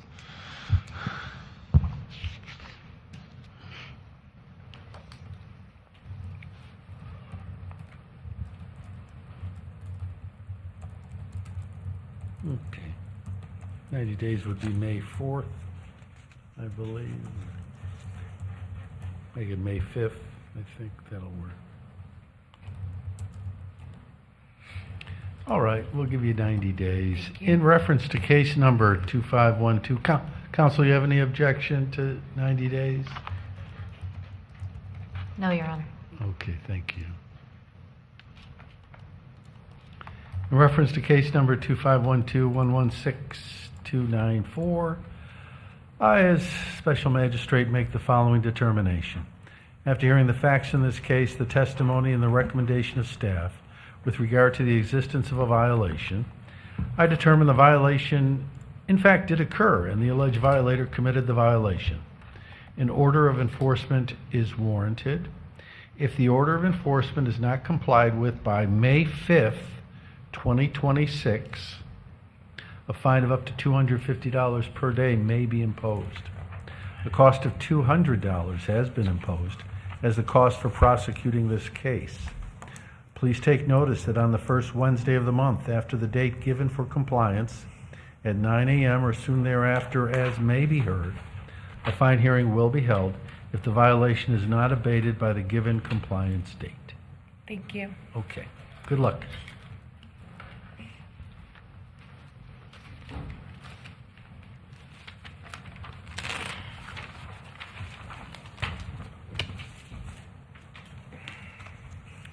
Case number 2509-115874.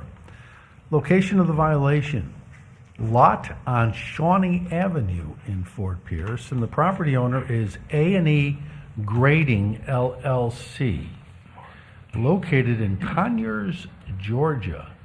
A&E Grading, you here? No, I guess not. Well, let's move on.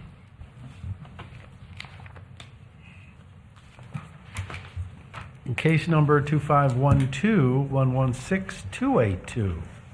Location of violation, 5095 Amy Lane in Fort Pierce. Property owner is Christopher C. McPeak. Sir, please identify yourself. Name, address.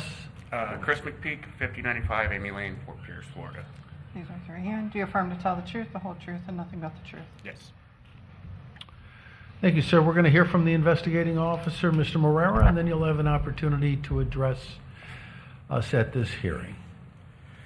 Thank you. For the record, I am submitting 5 photos dated December the 4th, 2025, 3 photos dated December the 30th, 2025, 3 photos dated January 26, 2026, 2 photos dated February the 2nd, 2026, and 1 aerial picture from the property appraiser website.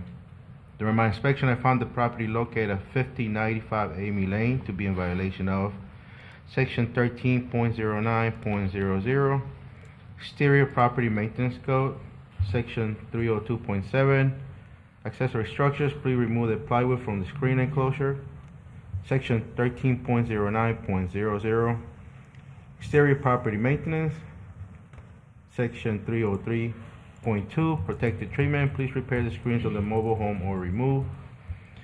Section 13.08.01, Standard Housing Code. Section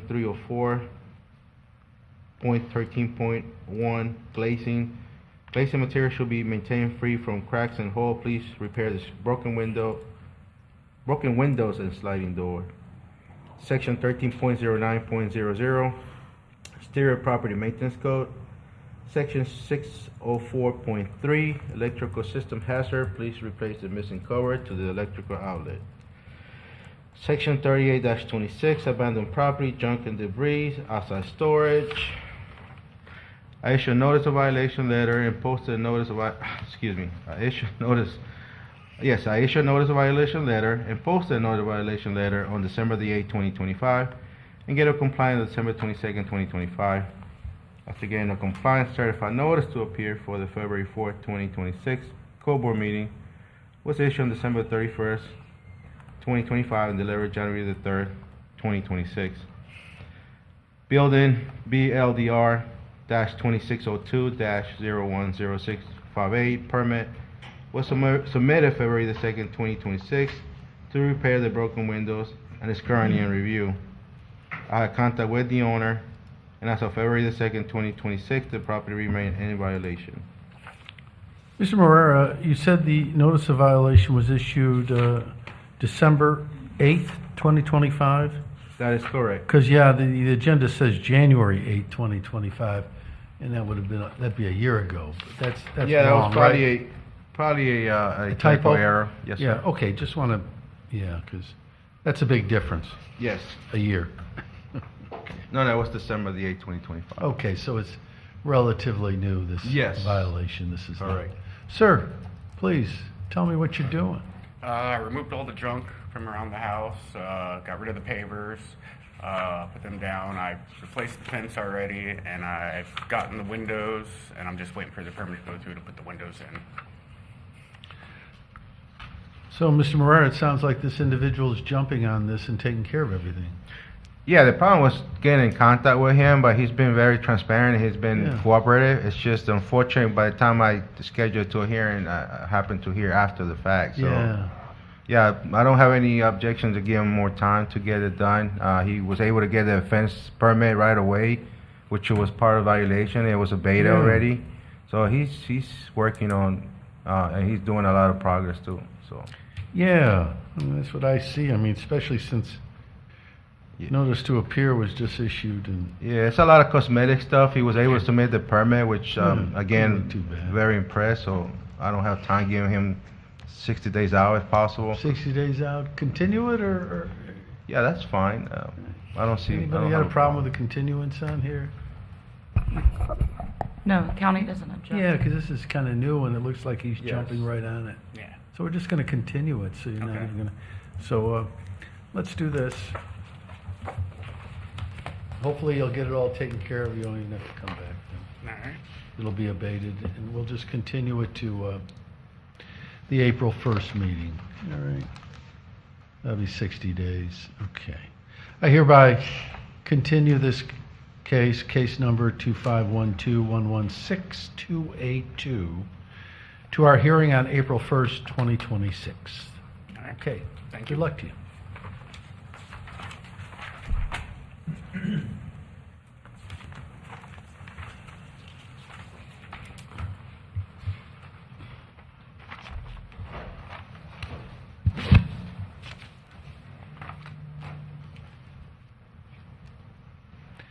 Case number 2504-114802, location of violation 2314, St. Lucie Boulevard in Fort Pierce.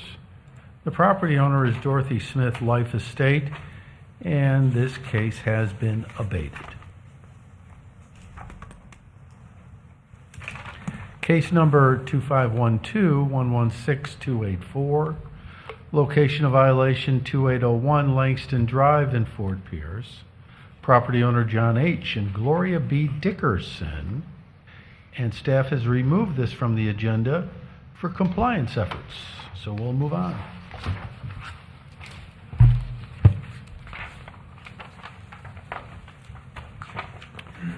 Case number 2512-116351, location of violation 2510 Tamarind Drive in Fort Pierce.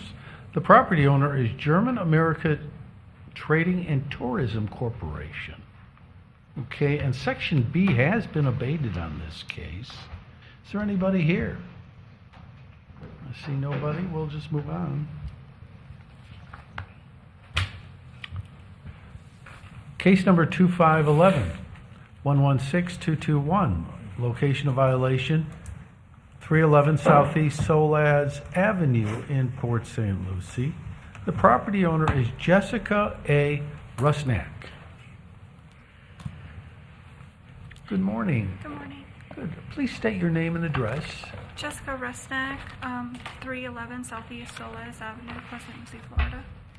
Please raise your hand. Do you affirm to tell the truth, the whole truth, and nothing but the truth? Yes. All right, Ms. Rusnak, we'll hear what you have to say, but first let's hear from the investigating officer, and that's Mr. Guevara. Yes, thank you, Mr. Special Magistrate Krieger. For the record, I am submitting 11 photos, 7 dated November 14th, 2025, and 4 dated February 2nd, 2026. 311 Southeast Solaz Avenue was found in violation of Section 130801, windows in disrepair, 130900, mold and mildew, 130900, rotted wood, soffits and fascia, 3826 outside storage, and 3897 overgrowth. A notice of violation letter was issued on January 14th, 2025, and a notice to appear letter was issued December 15th, 2025 for the code board hearing of today's date, February 4th, 2026. As of today's date, the property remains in violation. I've been in contact with property owner, and she's here today to request additional time. Yes, tell me what you're going to do to take care of all this. So the backyard, it's just me and my son, and I don't really have a lot of tools, so it's literally just a weed whacker and a hatchet that he's been whacking at basically when he's not at school, because I work all the way in West Palm, so by the time I get home there's no light. Over the weekend we do try to get at it as well. We made a lot of progress in the backyard. The front yard's already done and that's being kept up. The backyard, it's a lot of piles now that we just need to remove and bring down to the street, but I need to cut those up because it was a lot of branches from my backyard neighbor. Her fencing, when she put in new fencing, it cut off trees that were originally hers, but I guess were on my property, so now they're my issue. So I just have to cut those down, bring them back. The wood over the windows, those have actually been up for about 6 years because of the hurricanes. I don't have any ornament on that front window, and then the side door is a window door. So nobody ever said anything to me, and I didn't realize that wasn't allowed until I got the violation. So that's fine. I need more time because my dad was the one that helped me put those up, but he's had 2 shoulder surgeries. He can't lift. So, and I don't have any power tools. I don't have the ladder to actually try to pull that down myself. None of the windows are broken. It's just they're single pane glass windows from the 60s. And it's mostly to help, 1, with the hurricanes, and then 2, the heat from the sun just beams right on through. I mean, I wasn't too sure about where exactly the mold and mildew was, so I'm just not sure about where exactly certain things are that I need to pay attention to so I can get those done, and I need to then budget for it because it's just me and I'm not getting any help financially at all. How old is your son? He just turned 19. He's in college full time. Well, that's good. But I would think he can do a lot of this stuff for his mom. Yeah, he has been the main one doing a lot of the backyard and everything, and he's been helping me pull stuff from the carport to get it all down to the road and everything else. Like I said, he's been the one that's mostly been like doing a lot of that backyard, but it's literally just a hatchet and a weed whacker that he's working with. Mr. Guevara, what mildew? Are we talking about that mildew that I saw like on that shutter there? Is that what we're talking It's throughout the entire structure. It's on the shutter. It's if you go back, Paula, to the photo of the carport, the side photo. So that would all have to be The top, you see on the top part of the carport, this discoloration. But the outside storage in the carport is something that could be removed immediately. I mean, it's been open since November, and it still looks the same way. There's stuff on the carport. No, we've removed a lot of that stuff since then. It's just as we're moving stuff out, I don't want to overpile the side of the street and everything else because I'm just worried that it's not going to get picked up if I put too much out all at once. So it sits in the carport for a day, and then it comes to the side when my trash pickup is, which is Tuesdays and Fridays. But we're like the basketball hoop's going to be removed today because we just got because it was bolted to the table there because of the hurricane winds and stuff, and then we forgot the lock combination, and I just got bolt cutters to cut the bolt. So that's going to be going down to the street. The table there is going to be going down to the street, but it's going to take me and my son both to do it. But again, that's probably going to be done on the weekend, if not tonight, for the table. I mean, the carport is easy. It's mostly the other things that I've been worried about, and then the grass. You understand why the plywood doesn't work on the windows. That's considered by the fire department to be a real hazard in case you had a fire. You know, you're blocking escape routes. You know, they allow that during hurricanes, but once the hurricanes are Yeah, through once- the area, you got to take that stuff off. Once it was explained to me, I understand. It's just, Yeah, again, it's I for was your having a own hard safety. time understanding because it's been up for 6 years and nothing had been said to me for 6 years. It seemed to me your son could take some of that stuff off. You know, I mean. I need the tools to get it. Well, you know, you need a drill bit and one of those drills. Yeah. Why don't you go to Home Depot, pick one up? Harbor Freight, they're a good deal. You can get those with the. It would seem to me that would be a lot easier than getting a fine on the property and going to cost you a lot more money. You know. Mr. Guevara, have you seen any progress that you think is meaningful since she was originally cited? I mean, the front yard was cut. The grass was cut in the front yard. The backyard, some of it was cut. It still needs to be, more work needs to be done in the backyard. This came as a complaint from the back neighbor, and the complaint was simply for the overgrowth, which is breeding rodents and other stuff. And then when we get to the property, we cite for everything else we see. So I think, there's been progress, but I don't think to the level we expected since the case has been open since November. Yeah. Yes, it's November. We're into February now. You said you work in West Palm? Mm-hmm. I drive there I've been working there for 10 years. I drive an hour there and then I drive an hour back. Well, it would seem to me you would have the financial means even to hire somebody, No. a handyman to cut the back, finish that up and take the When stuff I out the door. tried getting some quotes, they were quoting me up to $2,000 because I showed them the thing and they were like, "Oh, we're going to do it for $2,000 though." And I was like, I don't have $2,000 and my AC unit just broke and that's like $6,000 to try to replace and I can't get a loan. And yes, financial issues are happening really bad for me right now. I can't afford a lot of things right now. So everything has to be budgeted down to the penny and everything. And I have pictures and I was going to print them, but then my printer broke. Sorry, my printer broke, so that's another thing.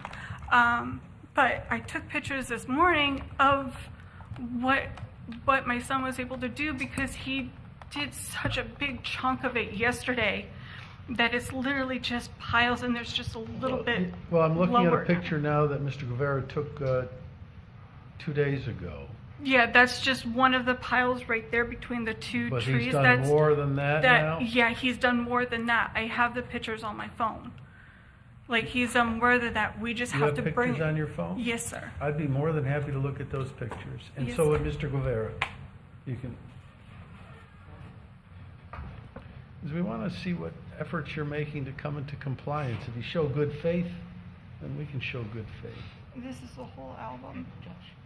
That's the whole album yard until you just swipe that way. And a lot of those are just piles now that we have to move to the street. Like right here, that's a little bit of what is left to need to be actually cut, like right here. And then he's moving it where this weekend was moved to the street. Well, not to the street, but to the side. Yeah.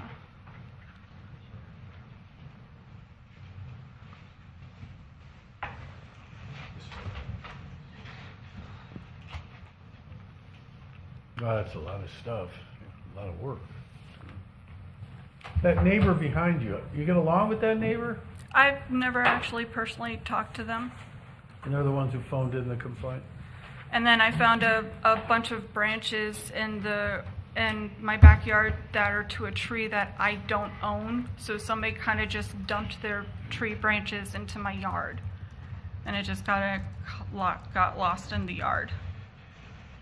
This really got out of hand, over the years. I had a lot of financial issues. I did have somebody taking care of it, but then I ran into a lot of financial issues, and then I ran into a lot of mental health issues, and it's just been up and down type of What do you do hill. for a living, if I may ask? Insurance verification for OBGYN specialists.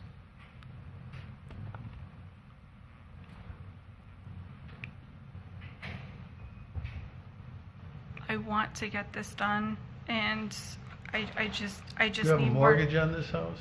It's You don't? completely paid off. I got it once my mother passed away. I was on the deed with her, and then my mother passed away, and I've just kind of inherited all the issues. Did you consider a home equity loan possibly?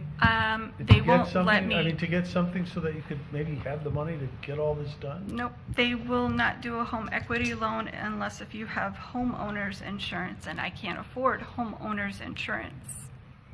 Not with a car payment and all of my other bills. That's been my biggest issue, is I've been wanting to fix up the house and everything else, but it's slow going because I have to budget for everything. Where does your son go to college? IRSC. What's he majoring in? He is doing computer digital design. What year is he? He's in his second year. He a good student? Yeah, he really likes it. Mr. Krieger, I think if she takes care of the backyard, I'd be willing to, show some restraint and give her more time, since that was the complaint. That was the complaint. Right. That backyard's got to be top priority. Right, so if she takes Yeah, care that's of why I that. focus more on that. No, you have to focus completely Yeah. on that. Yeah. According to Mr. Guevara, and get that cleaned up as soon as possible. And it And should then be as far as done by throwing this a lot of that weekend. stuff away, I mean, waste pro, I don't know what they pick up in bulk and what they don't. Yeah, that was the thing, is like I was scared if I put too too much much, I think then if they you wouldn't exceed pick it up. 25 yards, I think it is, right? Yeah. They won't, you have to do a bulk pickup? Yeah, and then with the branches and everything else, we drag it there because it's easier to just drag it in a big thing, but then we have to cut it down, and again, it's a hatchet. I know. So we're cutting it down, and I'm trying to measure and put it in nice piles, but make sure it's not on the street, but make sure it's not too far back, because then they won't pick it up, and then it's in the way of the sidewalk. So it's a lot of trying to be strategic about how much junk I'm putting out on the side, and that's why the carport is forever changing, and it doesn't look like there's much being done with it. It's just we have to be strategic about So what what we're you bringing. put out so they pick it up. Yeah, so that they'll pick it up. So a lot of that stuff on the carports, you're planning just to toss. Yeah, the table's gonna go, the basketball hoop. There's a neighbor with small children across the street from me. I was gonna ask them if they wanted it because it's still in Yeah. good shape. He just never used it. But if not, then I was just gonna put a free sign and see if somebody wanted it. You'd be surprised. Yeah, like somebody Over will the take years it. I've put stuff out, I Yeah. wake up the next morning, it's gone. Yeah, somebody will take it, so I'm not too worried about that. And with the It's regular just- pickup, I mean, if she puts stuff out there that doesn't exceed, my understanding is 25 yards, they'll pick it up weekly. Our concern again is that backyard. If she get, All right. if she Wh- gets wh- that when can- backyard done, When can we get that backyard done? This weekend. This week one will be completely done. And then you'll call Mr. Guevara to go out there and look at it? Yes. Because he has to sign off on it Yes. to say you're in compliance. Yes. He's Like the I one. said, we just got to pull everything to the because a lot of it looks bad right now because it's on piles, but it just needs to be pulled to the street and then put into the 25 feet piles, or piles.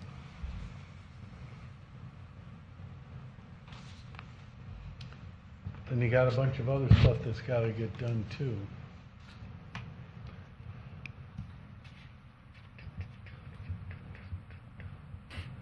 now that I know exactly like the shutters and the carport and everything else, like. There's no reason really that your son, 19 years old, can't get Yeah, those I just shutters wasn't off. sure exactly where, and I didn't he want can do to that aim. stuff. Yeah, I just didn't You want can to go to start Harbor cleaning up Freight stuff and- that does he got a job? wasn't it. No, he's full-time. Yeah, He's a full-time full-time students student. always have jobs, though. You can get a job. I'm not saying it, but I mean, I work my way through school, full-time. A lot of people do, It's like, can't just rely on mom all the time, you gotta chip in. You'd have a few extra bucks and maybe you get some of the tools that we need. I'm not lecturing, but, I gotta look at it from a practical standpoint too, you gotta get this done. I mean, you're allowing him to go to school full-time and living with you, right? Mm-hmm. So he's got free room and board. He's 19 years old. I may sound like a hard guy, but I know what it's like. It's got to do something. I mean, we got to take care of this, because if you start getting fines, then you're going to really be in the hole. You know what I mean? As far as financially, and that, we don't want that. We want you in compliance. And right now, the neighbor's unhappy with the backyard, so we got to get that backyard done so the neighbor doesn't bother you. Nobody's complained about the front. You've seen it though, Mr. Guevara, so you're doing your job, and he's citing everything. So, I tell you what, I'm going to continue your case, but you're going to come back here next month, and you're going to show me pictures, and Mr. Guevara is going to give me a progress report on what's taken place. And that would be the backyard being cleaned out and dumping as much of that stuff off the carport as you can. Get it out there, let Waste Pro or somebody, some collectors like to pick stuff up. See what happens, all right? We can go there. And, all right? I'm trying to help you out the best I can, okay? I know you're in a tough situation too. And I know money's tight, with the economy and everything. I get that. And you're a single mom, so I know how that is. Okay, I hereby continue this case.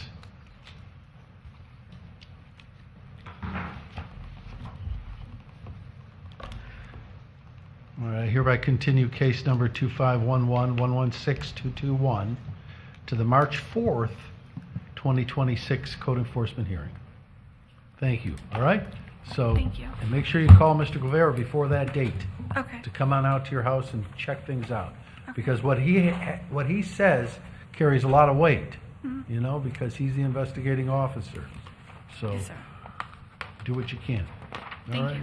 Okay, take care now. Thank you.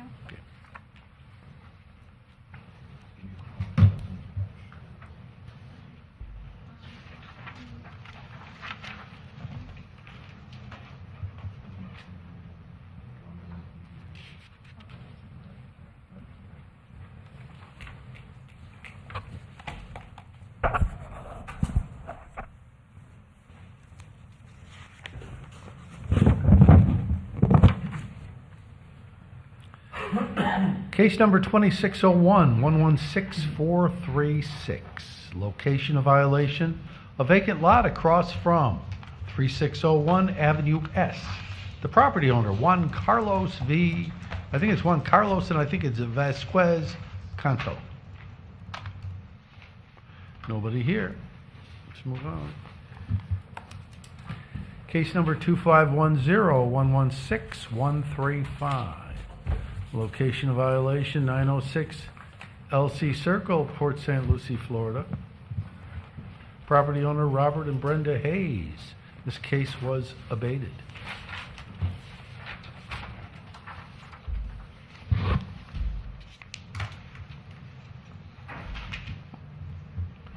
I believe we have some stipulations. I'm going to look at them. I've reviewed actually, but let's start with case number 2504-114929, location of violation, 7211 Elise Circle in Port St. Lucie. Property owner Catherine and Matthew Crinian. And there was a stipulation, I believe, Ms. Moyes? Yes, good morning. We have a stipulation agreement for case number code -2504-114929. The respondent name is Catherine and Matthew Crinian.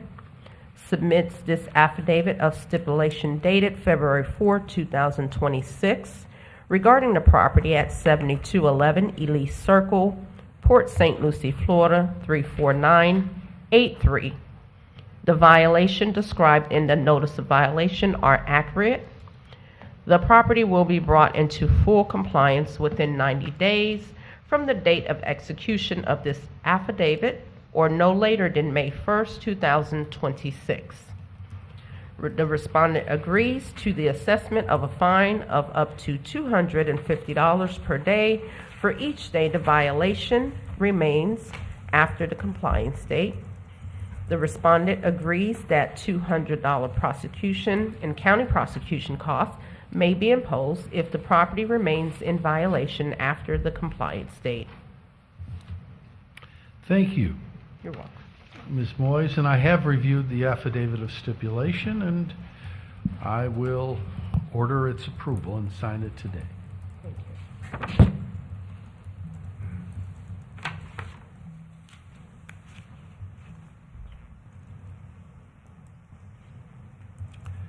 Case number 2511-116210, location of violation, vacant lot X, to 4200 Metzger Road in Fort Pierce. The property owner is Precision Rentals and Investments, LLC. Investigating Officer Paula Guy, and understand you have a stipulation as well. That's correct. Requesting to acknowledge that the stipulation agreement for case number 2511-116210 for the respondent Precision Rentals and Investments, LLC.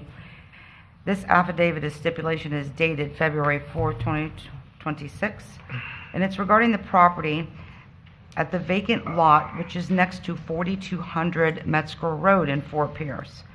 The violations described in the notice of violation are accurate, and the property agreement states that it will be brought into full compliance within 60 days from this date, or no later than April 4th, 2026. Thank you, Ms. Guy. I've reviewed the affidavit of stipulation and hereby order it that it be approved, and I will sign that today. Thank you.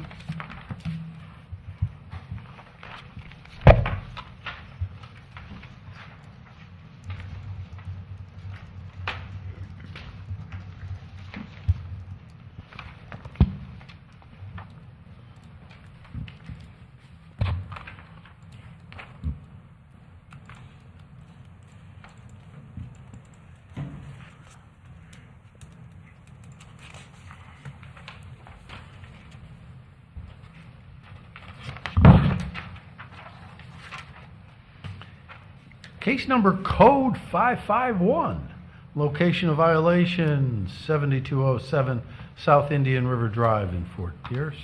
The property owner is Derek Allen Gale. Yes, sir. Name, address? Huh? Name and address and get sworn in. Derek Gale, 7259 South Indian River Drive. Do you affirm to tell the truth, the whole truth, and nothing but the truth? I do. All right, thank you, Mr. Gale. We'll hear from the investigating officer first, Paula Guy. Thank you. October 2nd, 2024, a citizen complaint received regarding a building on the rear of the vacant parcel that does not have a required permit. For the record, all photos submitted are a true and accurate representation of my observations while on site. The property at 7207 South Indian River Drive was found in violation of 8.00.03 accessory structures and uses. The accessory structure on the vacant parcel is prohibited in residential zoning without a principal structure. November 4th, 2024, the notice of violation was issued, and the notice to appear was issued on January 13th, 2026 for today's hearing. Service of posting was delivered to owner on January 13th, 2026 for the notice to appear. The communication has been established with the property owner in November of 2024 after confirming that the violation was in place. The owner has been working on a solution for the corrections. On December 16, 2025, The owner was able to apply for a pre-application meeting, which just took place on January 22nd, 2026. We have Thunder Lanise, the business navigator, and also County Surveyor Alex Galev is here from Public Works today to advise on time needed for the owner to meet the county requirements. And there has, again, been constant communication from the property owner, but as of today's date, the property still remains in violation. Business Navigator. Morning, Thunder Lanise, Business Yes, Thunder. Navigator for the record. I've been speaking with Mr. Gale's planner, Tom Reitz, and he tells me that two things need to happen now that the pre-application is complete. One, he'll need to obtain a survey prior to submitting his application, and then two, he'll need to submit a lot split application for the adjustment of the lot line. Typically, that is a 6-week process from application to DRC meeting, assuming that there are any corrections. Often there are corrections related to survey work, and then additional time for approval documents. I would guess that that's 10 to 12 weeks out. And then he will need his building permits as well. All right, thank you. Not an over-the-counter permit. No, we're looking at the time here. All right, Mr. Gale, please tell me, what are you doing? I built a pole barn in the backyard and I didn't realize I needed a permit.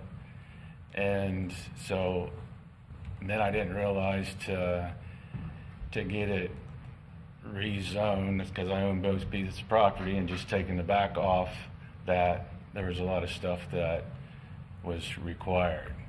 So I'm in the process now. The surveyor, they had like 28 requests on a survey that I've turned into the building department 4 different times. One when I built the house, one when I built the pool, and then I built a garage, and I put a fence around. So each time they always accepted the survey, and now they're asking for a lot more things that I was not aware of, and they're very costly. The survey, my piece with the house was $3,000, and then the vacant piece was another $3,000. So I have $6,000 in survey fees. And I talked with Alexi to ask, why would you ever require that I go a square mile and find monuments, which my surveyor said that could have cost an extra $2,000.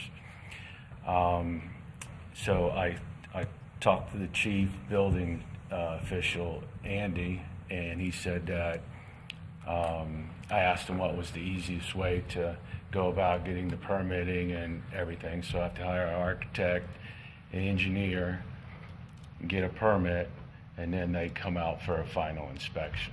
The pole barn's been there since 2013.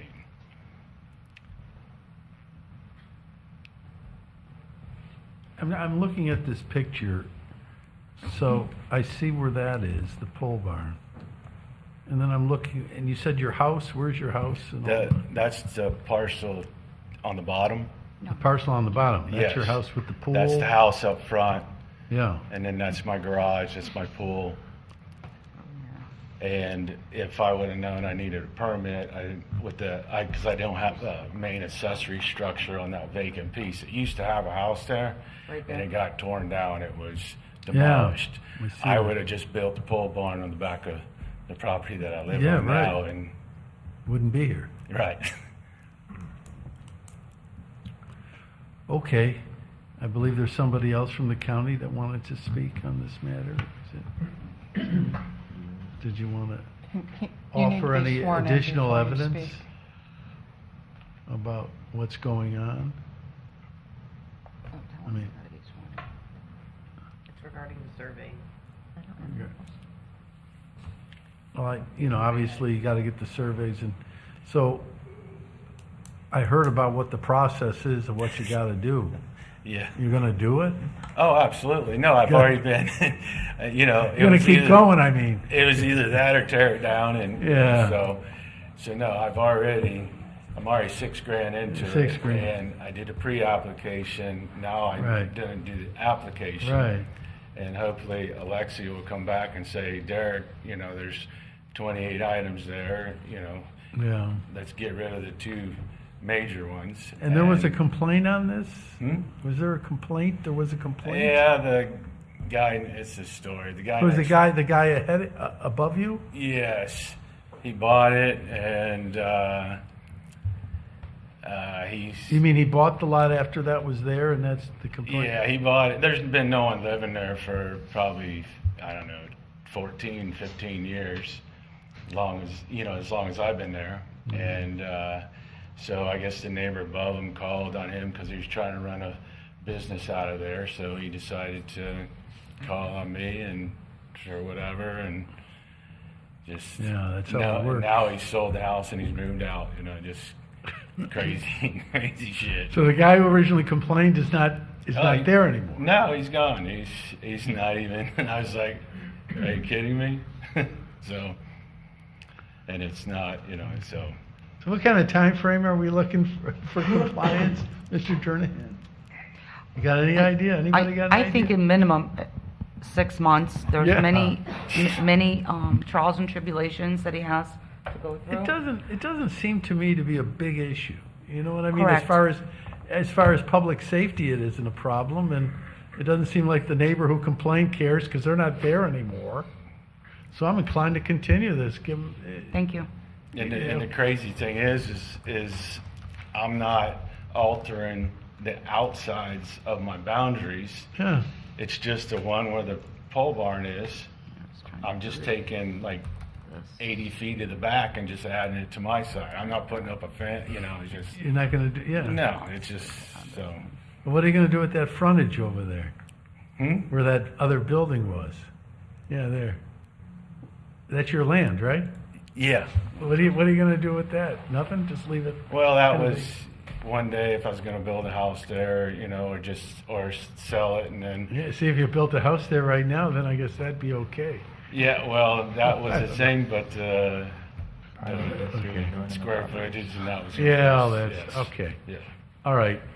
You obviously want to take care of this. And Oh, absolutely, You seem to be yes. a good sport about Yes. this whole thing. And Yeah. the fact that the complainant isn't even there anymore. No, that's. Okay. Well, we'll give you the time to do it. He's so. bothering some other neighbor now. Let me see. Where does 6 months take us, everybody? Let's see. That would be 1, 2, 3, 4, 5, 6 into August. All right. I'm going to hereby continue case number code 551 to our August 5th hearing, 2026. Okay. All right. So. Yeah. No, that's. So hopefully that you're going to sounds come fair. back here and it's abated already, or it's not, and you've done a lot, and then we can look at it. No, I got to hire an architect to draw it, and then I got to get an Yeah. engineer to engineer. And it. they're in demand. They're Yeah. in demand, so you better get going on a lot of that Oh, stuff. they're slow. You don't have to have an architect and an engineer. It's one or the other. One or the other. Just a registered design professional in general to design it. Right. I thought Andy told me that I had to, if I had to get the plans drawn. It can be an architect or an engineer who draws and signs and seals them. Hmm. If you have Right, a right. draftsman do it, then you gotta have to pay the draftsman and then pay either an architect or an engineer. But you don't have to have both of them on it. I just want A to make lot of them draw it and then take it to the engineer to have them stamp it, and so they can come out and inspect. County can do a final and whatever's there. All right. Is that it? You're done. Thank you. All right. We have some companion cases here.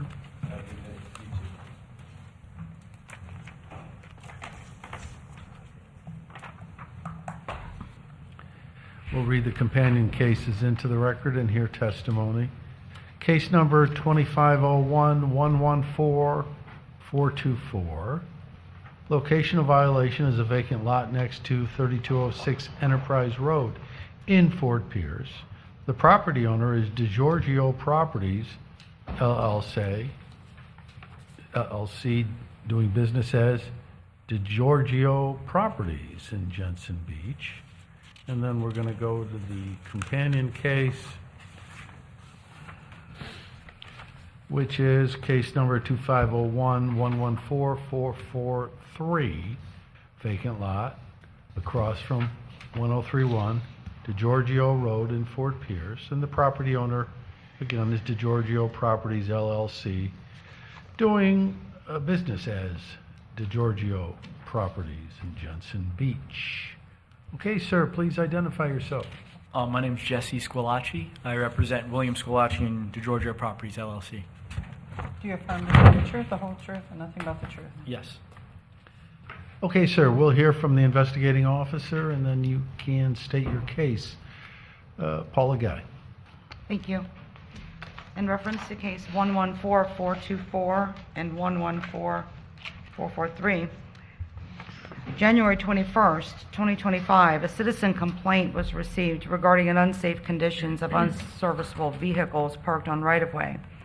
For the record, all the photos submitted are a true and accurate representation of all the observations I've seen on site.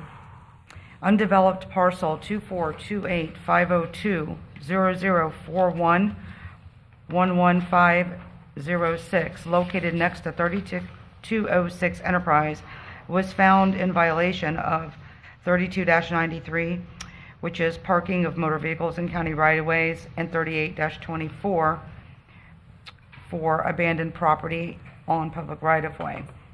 Also, investigation concluded that the 11.05.00 that the required business activity on site did not have the permits for storage of vehicles. In 42-103, payment of a tax BTR engaging in business was not on file either. These violations have been corrected in regards to the right-of-way, and the property has been maintained. I've been monitoring it since that time. So January 27, 25, the notice of violation was issued and communication established with property owner, who has, again, worked on the extensive cleanup and has maintained the right-of-way clear and free from debris for both parcels. A notice to appear was issued on December 29th, 2025 for today's hearing, with a delivery date via certified mail on December 31st, 2025 for both properties.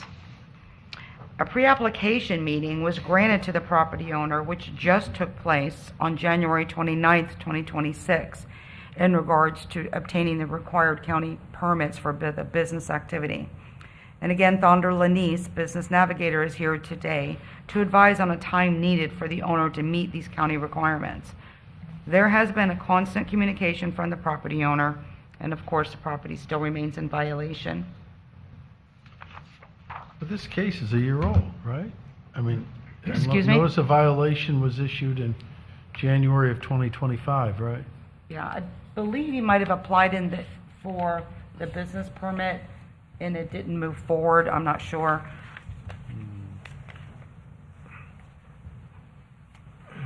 Because, I mean, it's a year already. Mm-hmm. All right, Business Navigator, you want to give us any other information? Good morning again, Thondra Lanise. Yes, Mr. Squillaci was in for his Development Review Committee meeting last Thursday. They're recommending a minor site plan application that would allow him to have both the fenced gated storage without there being someone on site, so that they can maintain it for storage without having to maintain an office. There are a couple of little questions that Mr. Squillaci had that we're still working out before issuing him his final report. We do know that there will definitely be a minor site plan requirement. There will definitely be a unity of title requirement to join the parcels together. And then once that is approved, there'll be a need for a site development permit. As you can see, much of the property is not paved, so those aprons coming off the road and any vehicle use areas will need to be paved. Altogether, if everything went smoothly, it's a 3 to 6 month process. That's all? Surprisingly, yes. There's no building permit here that's needed, so that's helpful.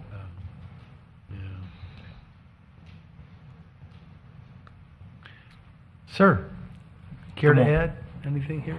Yes, sir. Good morning, Your Honor. So yeah, I recently took over. This was my father's property that he's had for a while. About 3 years ago, he had a heart attack. He's doing okay now, but first and foremost, I want to apologize about the mess. As soon as Miss Paula called me or I got in contact with me about the trash here, I was there the next day cleaning a lot of it up. There was like a broken RV that was in the middle of the road, and I think what happened is my dad stopped, after his heart attack, stopped caring about the property, and his tenants or his friends that are there really didn't care about the property and just started dumping things on there. The property has been cleaned up. I mean, I myself have been there. We filled up about, the amount of trash that was on that property was insane. So we filled up, I think, 10, 30-yard dumpsters that I did myself with my employees, at my own company. So to save my dad some money, because I know he is on a fixed income now. So we're doing this all, by hand, but there was a lot there, and we put signs up there so no one could dump there. I've had to kick people out. So it was, boats and stuff. It was a big job. I mean, to get that all taken care of. But we got all that out of there. The place is very clean now. I mean, other than, the vehicles that are being parked there, but the people that are there now, I told them everything's got to be, no more trash. I'm constantly looking at the property. We did just, so what I did is I spoke to the planner of the day a couple times because we removed some of those violations, which were the trash and whatnot. But there were some other violations like the BTR and whatnot. So I went to the planner of the day and, a couple times here and got some advice and whatnot. And we hired the engineer that you guys use at the county, most of it. I asked, hey, can you give me any recommendations? They said they can't give me any recommendations. But anyways, we hired MBV Engineering, and we paid them to create that minor site plan. We just had that plan review, DRC. I was on the call with the engineer. We're moving forward. My question is, as soon as we get the final minor site plan, we're going to move forward with construction, and developing the property to their standards to get in compliance, to get that BTR receipt. I think the time frame between 3 and 6 months, I mean, I think to get this, because they may make us pave this, it just really depends what they want. If there's any way, we can get a little bit more of an extension on that time, because I do think, it's going to be a little bit more. If we have to pave this, I have to get all these people out of there, and we got to start construction. But it will be done within time. I've been speaking with Paula maybe on a monthly basis, giving her updates, and I know she could agree to that, and just trying to get in compliance. Okay. How was this brought to the county's attention originally? This is citizen complaint. We have, on the east side of the tracks, there's a lot of street parking, which is in the Fort Pierce jurisdiction that we're always monitoring. And then there was a lot of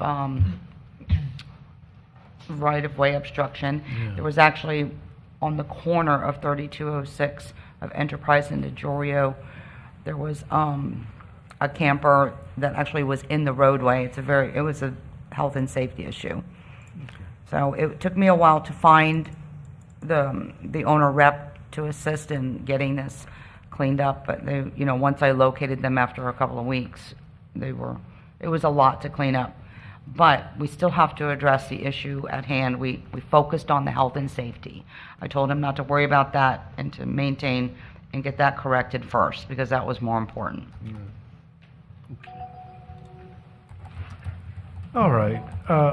I'm inclined to continue this for 6 months. If you come into a problem, you can come back here. You're going to come back here. It'll be scheduled, and you can explain to me and give me an update on what's transpired.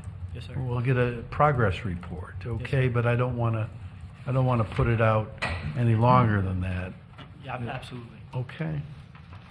And I would like to add that any cases where you grant an extensive continuance, that the officers, they're to check in monthly for updates, so Good. that they, are a reminder that we need to see progress for justification Yes, of these type of long-term continuances. yes. Okay. No, absolutely. Yeah, that's the reason we're giving you the time to make progress. Thank you. Not just say, okay, No, we yeah. we don't have to do anything for 6 months, then we'll come back. Yeah. Absolutely, yeah. I'm going to continue to remain in contact with updates, and by 6 months, it'll definitely look even different than this. Yeah, and I've seen progress, so that's good. Okay. Yep, thank you, sir. Yep. All right. In regard to case number 2501-114-424, I will continue this case to the August 5th, 2026 meeting.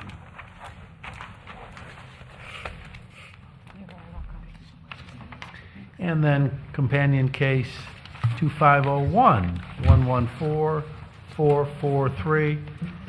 I will continue this case to the August 5th, 2026 hearing.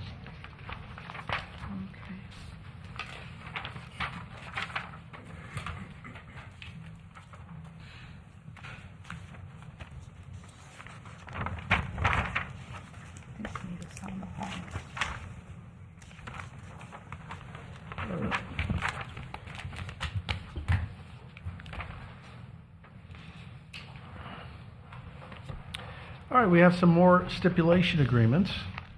So, we have one for case number 2510-115-983, Donald Moore, vacant lot next to 801 South 33rd Street.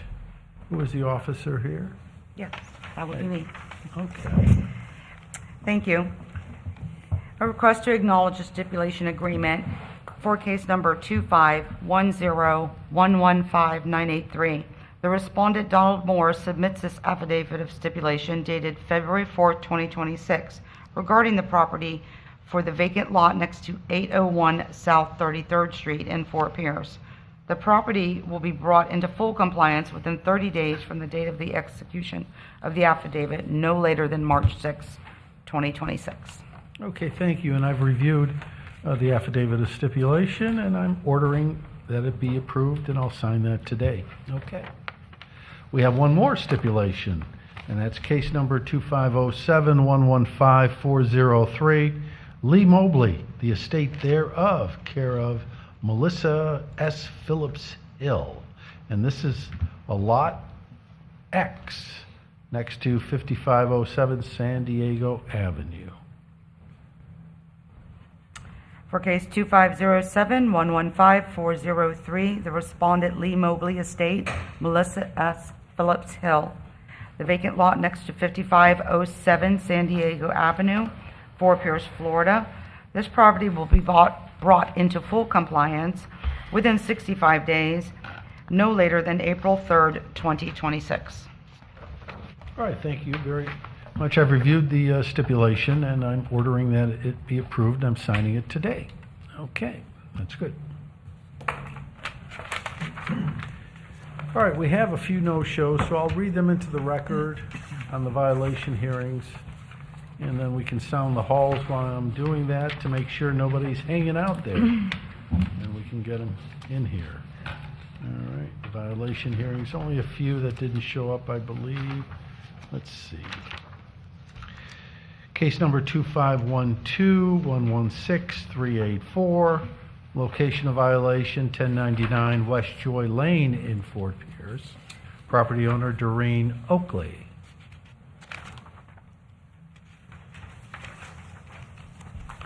Case number 2509-115-874, location of violation lot on Shawnee Avenue in Fort Pierce. And the property owner is A&E Grading LLC out of Conyers, Georgia.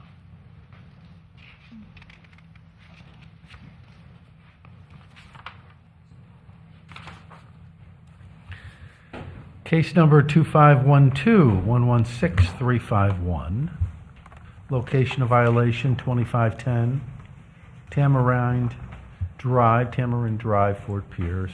Property owner, German American Trading and Tourism Corporation, based out of Fort Pierce.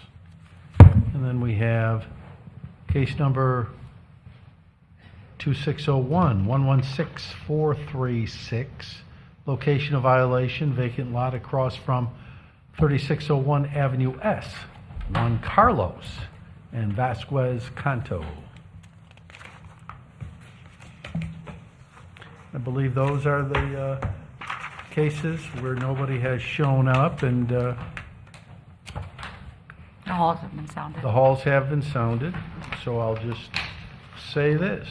In reference to the cases that I just read into the record, I, as special magistrate, enter an order finding that these alleged violators are in default, as they did not appear to protest the violations against them. And I adopt the recommendations of staff as set forth on the agenda.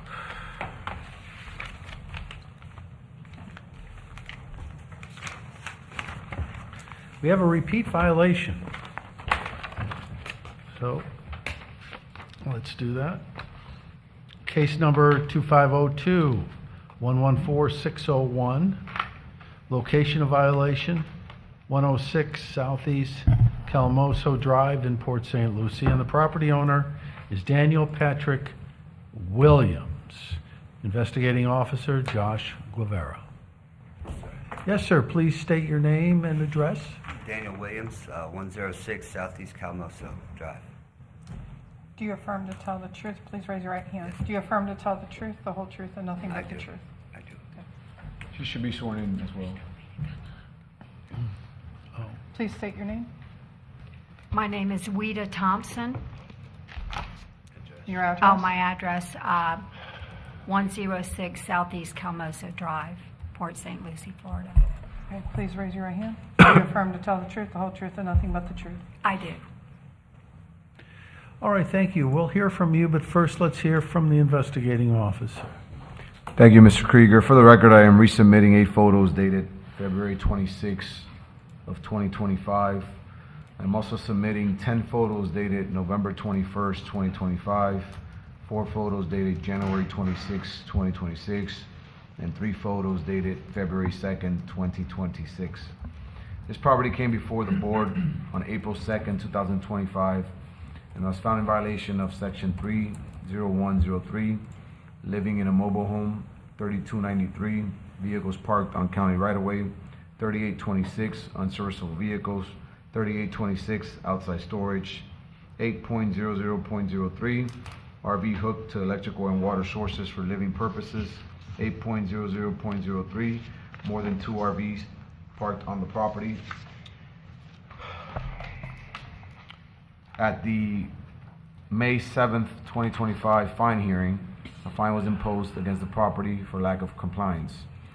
On January 21st, 2026, I found 106 Southeast Calmoso Drive to again be in violation of the same sections, 3.01.03, living in a mobile home, 3293, vehicles parked on county right-of-way, 3826, unserviceable vehicles, 3826, outside storage, 8.00.03, RVs hooked to electrical and water sources for living purposes, 8.00.03, more than 2 RVs parked on the property. On January 21st, 2026, I issued a notice of repeat violation. I've had contact in the past with the property owner and with his mother and explained the ways to correct violation. As of February 2nd, 2026, the property remains in violation. What do you have to say for yourselves? Yes, it doesn't look nothing. I remember this case from last year. Yeah, it looks nothing like that now, nothing at all today. Now, I did have a trailer, a little utility trailer. A friend had dropped in the easement, and I wish I would have took pictures this morning. I didn't, but You mean this stuff that I'm looking at right here that Ms. Guevara just shot that's all gone. 2 days ago? That's all gone? Those weren't 2 days ago, where the white car and all this. That's not 2 days ago at all. No, sir. That's from Monday. The stuff in the back, the stuff in the No, front. the front with the house. I mean, with the white car. That was and the white van and all. That's all gone. The white car's gone. The trailer Must is have gone. been gone on Tuesday because that's from Monday. Okay. That one there. Now, what car is that, Mom? See the white car there? That's the car that the guy dropped off there and it broke down. Yeah, And then he finally that wasn't came. 2 days ago. They finally came and got it about I 2 mean- weeks ago, about a little over a week ago. They finally got it. And I didn't even know the Because man. They kept calling them to come, there was a problem. The van I got rid of, that was just an old metal van junk isn't van. there. And, It and doesn't two have of the that mowers anymore. are gone now. And of course, it's nothing like the pictures now. But as far as the motor home and Mr. Josh wants things like that, I'm definitely willing to comply and just fill me in on what he wants gone. It'll be done ASAP. I mean, there's no problem there. There is still the trailer there that was in the last picture, is still there. That person who owns that is supposed to be getting that out of there today. There is, like I'm saying, a difference there. The truck there with the hood up belongs to my son. That's another son that's still there. And he's working on that to sell it, to get rid of that. That the boat has been moved back a little farther on the concrete. That washer, whatever that is, all of that is gone. So there is a lot of changes. I think the issue we have here, Mr. Krieger, is that the back is filled with a number of things, and there's constant movement of things from the back to the front. I'm guessing they're trying to get rid of things, but it stays out. Like you see that picture, boat in the right of way, cars in the right of way, appliances in the right of way, out in the open, unserviceable vehicles. It's a never-ending movement of items. We haven't been granted access to the back to walk through it, but from our pictures from the right of way, you could tell the backyard is filled with stuff. There's also an RV in the back, which our understanding is people are living in there, which that was cited in the past as well. There's 2 liens on this property already for all this. The sheriff's office has called us. They're constantly getting complaints from the neighbors. The health department has been involved. Neighbors are still calling. It's at this point we don't know what else to do. This should have all been taken care of last year, and that's why you're here now as a repeat violation. I mean, you were found. I mean, you've already got liens on your property. Fines have already been imposed, and then. I didn't know. My problem is communication. I've seen Mr. Josh. I think I talked to him one time. There's things in mail, I guess, that come through that I don't quite understand. I thought I was good. I thought remember you saying that it looked better and you looked nice, and I thought it was expunged from that point. The only thing that was taken care of was, if you recall, Mr. Krieger, there was a big RV in the front yard where somebody was living there. They got rid of that. That's the only. Everything else is still the same.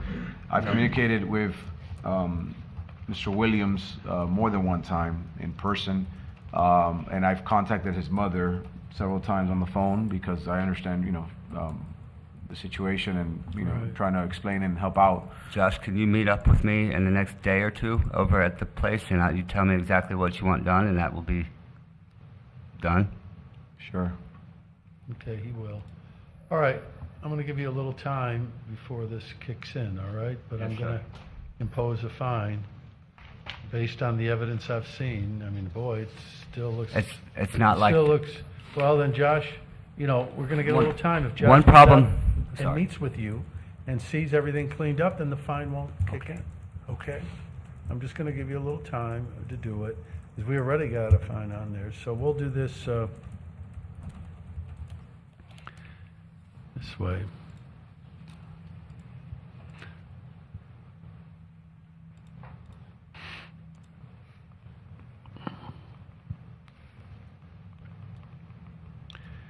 All right, in reference to case number 2502-114-601, I, as special magistrate, make the following determination.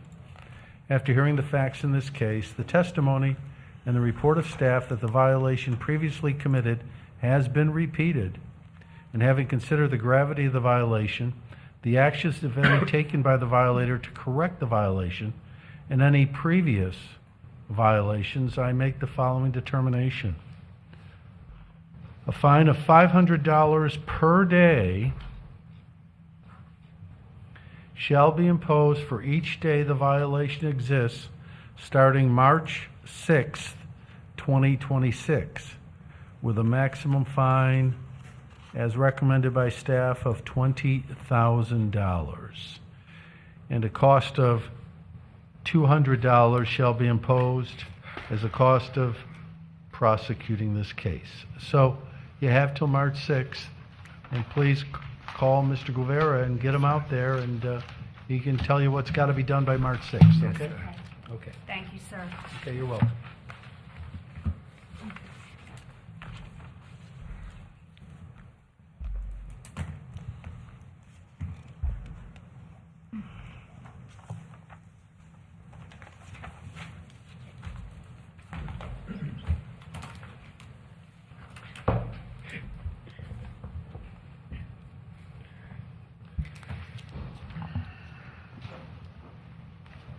We have nothing to refer to the Board of County Commissioners at this time. We do have a fine reduction hearing scheduled. All right, so this case is number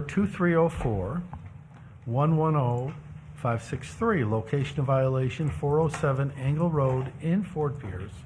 The violator is 407 Angle Road LLC. And the fine reduction is requested by Mark Vigilante. Okay. Are you Mr. Vigilante? No, sir. I represent the company, the owners of the LLC. Okay, go ahead. Give your name, address, and be sworn in. Robert Rosado, 4190 Aria Drive, Melbourne, Florida. Do you affirm to tell the truth, the whole truth, and nothing but the truth? I do. All right, it's up to you, sir. Why should we reduce your fine? The Tell property me. has, excuse me? No, just tell me why we should reduce the fine. The property was actually sold. We cleaned, this venture started about a couple years ago. We own a trucking company and a trucking operation. And we're originally going to build a building on that property. It's 3.9 acres. It wasn't going to, even though after we hired engineers and so forth, the building was not going to be feasible enough for that size of a property. So the owner intended to go ahead and sell the property, but we did clean up the property totally. I'm sure there's photos that have already been taken. Yep. And since then, we have moved on from that property. And the owner, I know that we had fines, the owner that owns that property, due to taking so long on getting permitting and so forth, but we never even got to permitting because the building was just not going to be effective, the building that he had in mind. Okay. So. I'm looking at the photos. The case has been abated. Staff is recommending that the original fine was $10,000. Yes. And staff is recommending that we reduce it by 90%, one fine of $1,000. So I'm inclined to go with what the staff has recommended. Okay. All right, so. Absolutely. We have, 30 days to take care of that? That's or what we I'm can- going to put, you're going to have 30 days to pay it Absolutely. off. All right, so in reference to case number 2304-110-563, I, as special magistrate, make the, give me a second, make the following determination. Just want to get the language correct.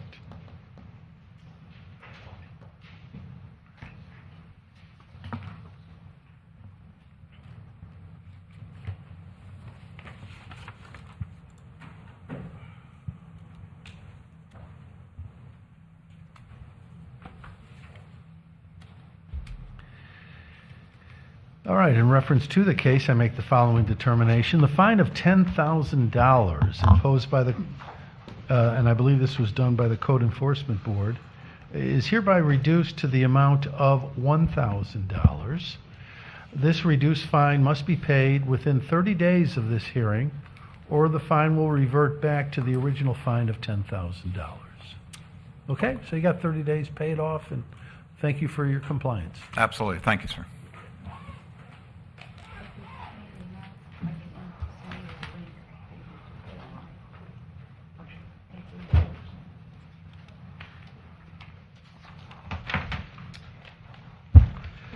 All right, other business, other staff business. We're going to welcome a new code enforcement officer, Peter Avino. We started January 2026 with the county. Where's Peter? Hello, Peter. Peter comes to us from Coral Gables. He is a St. Lucie County resident Very good. and was driving to work every day to date. So he's very happy to be here. So you were driving from St. Lucie County to Coral Gables every day? Wow.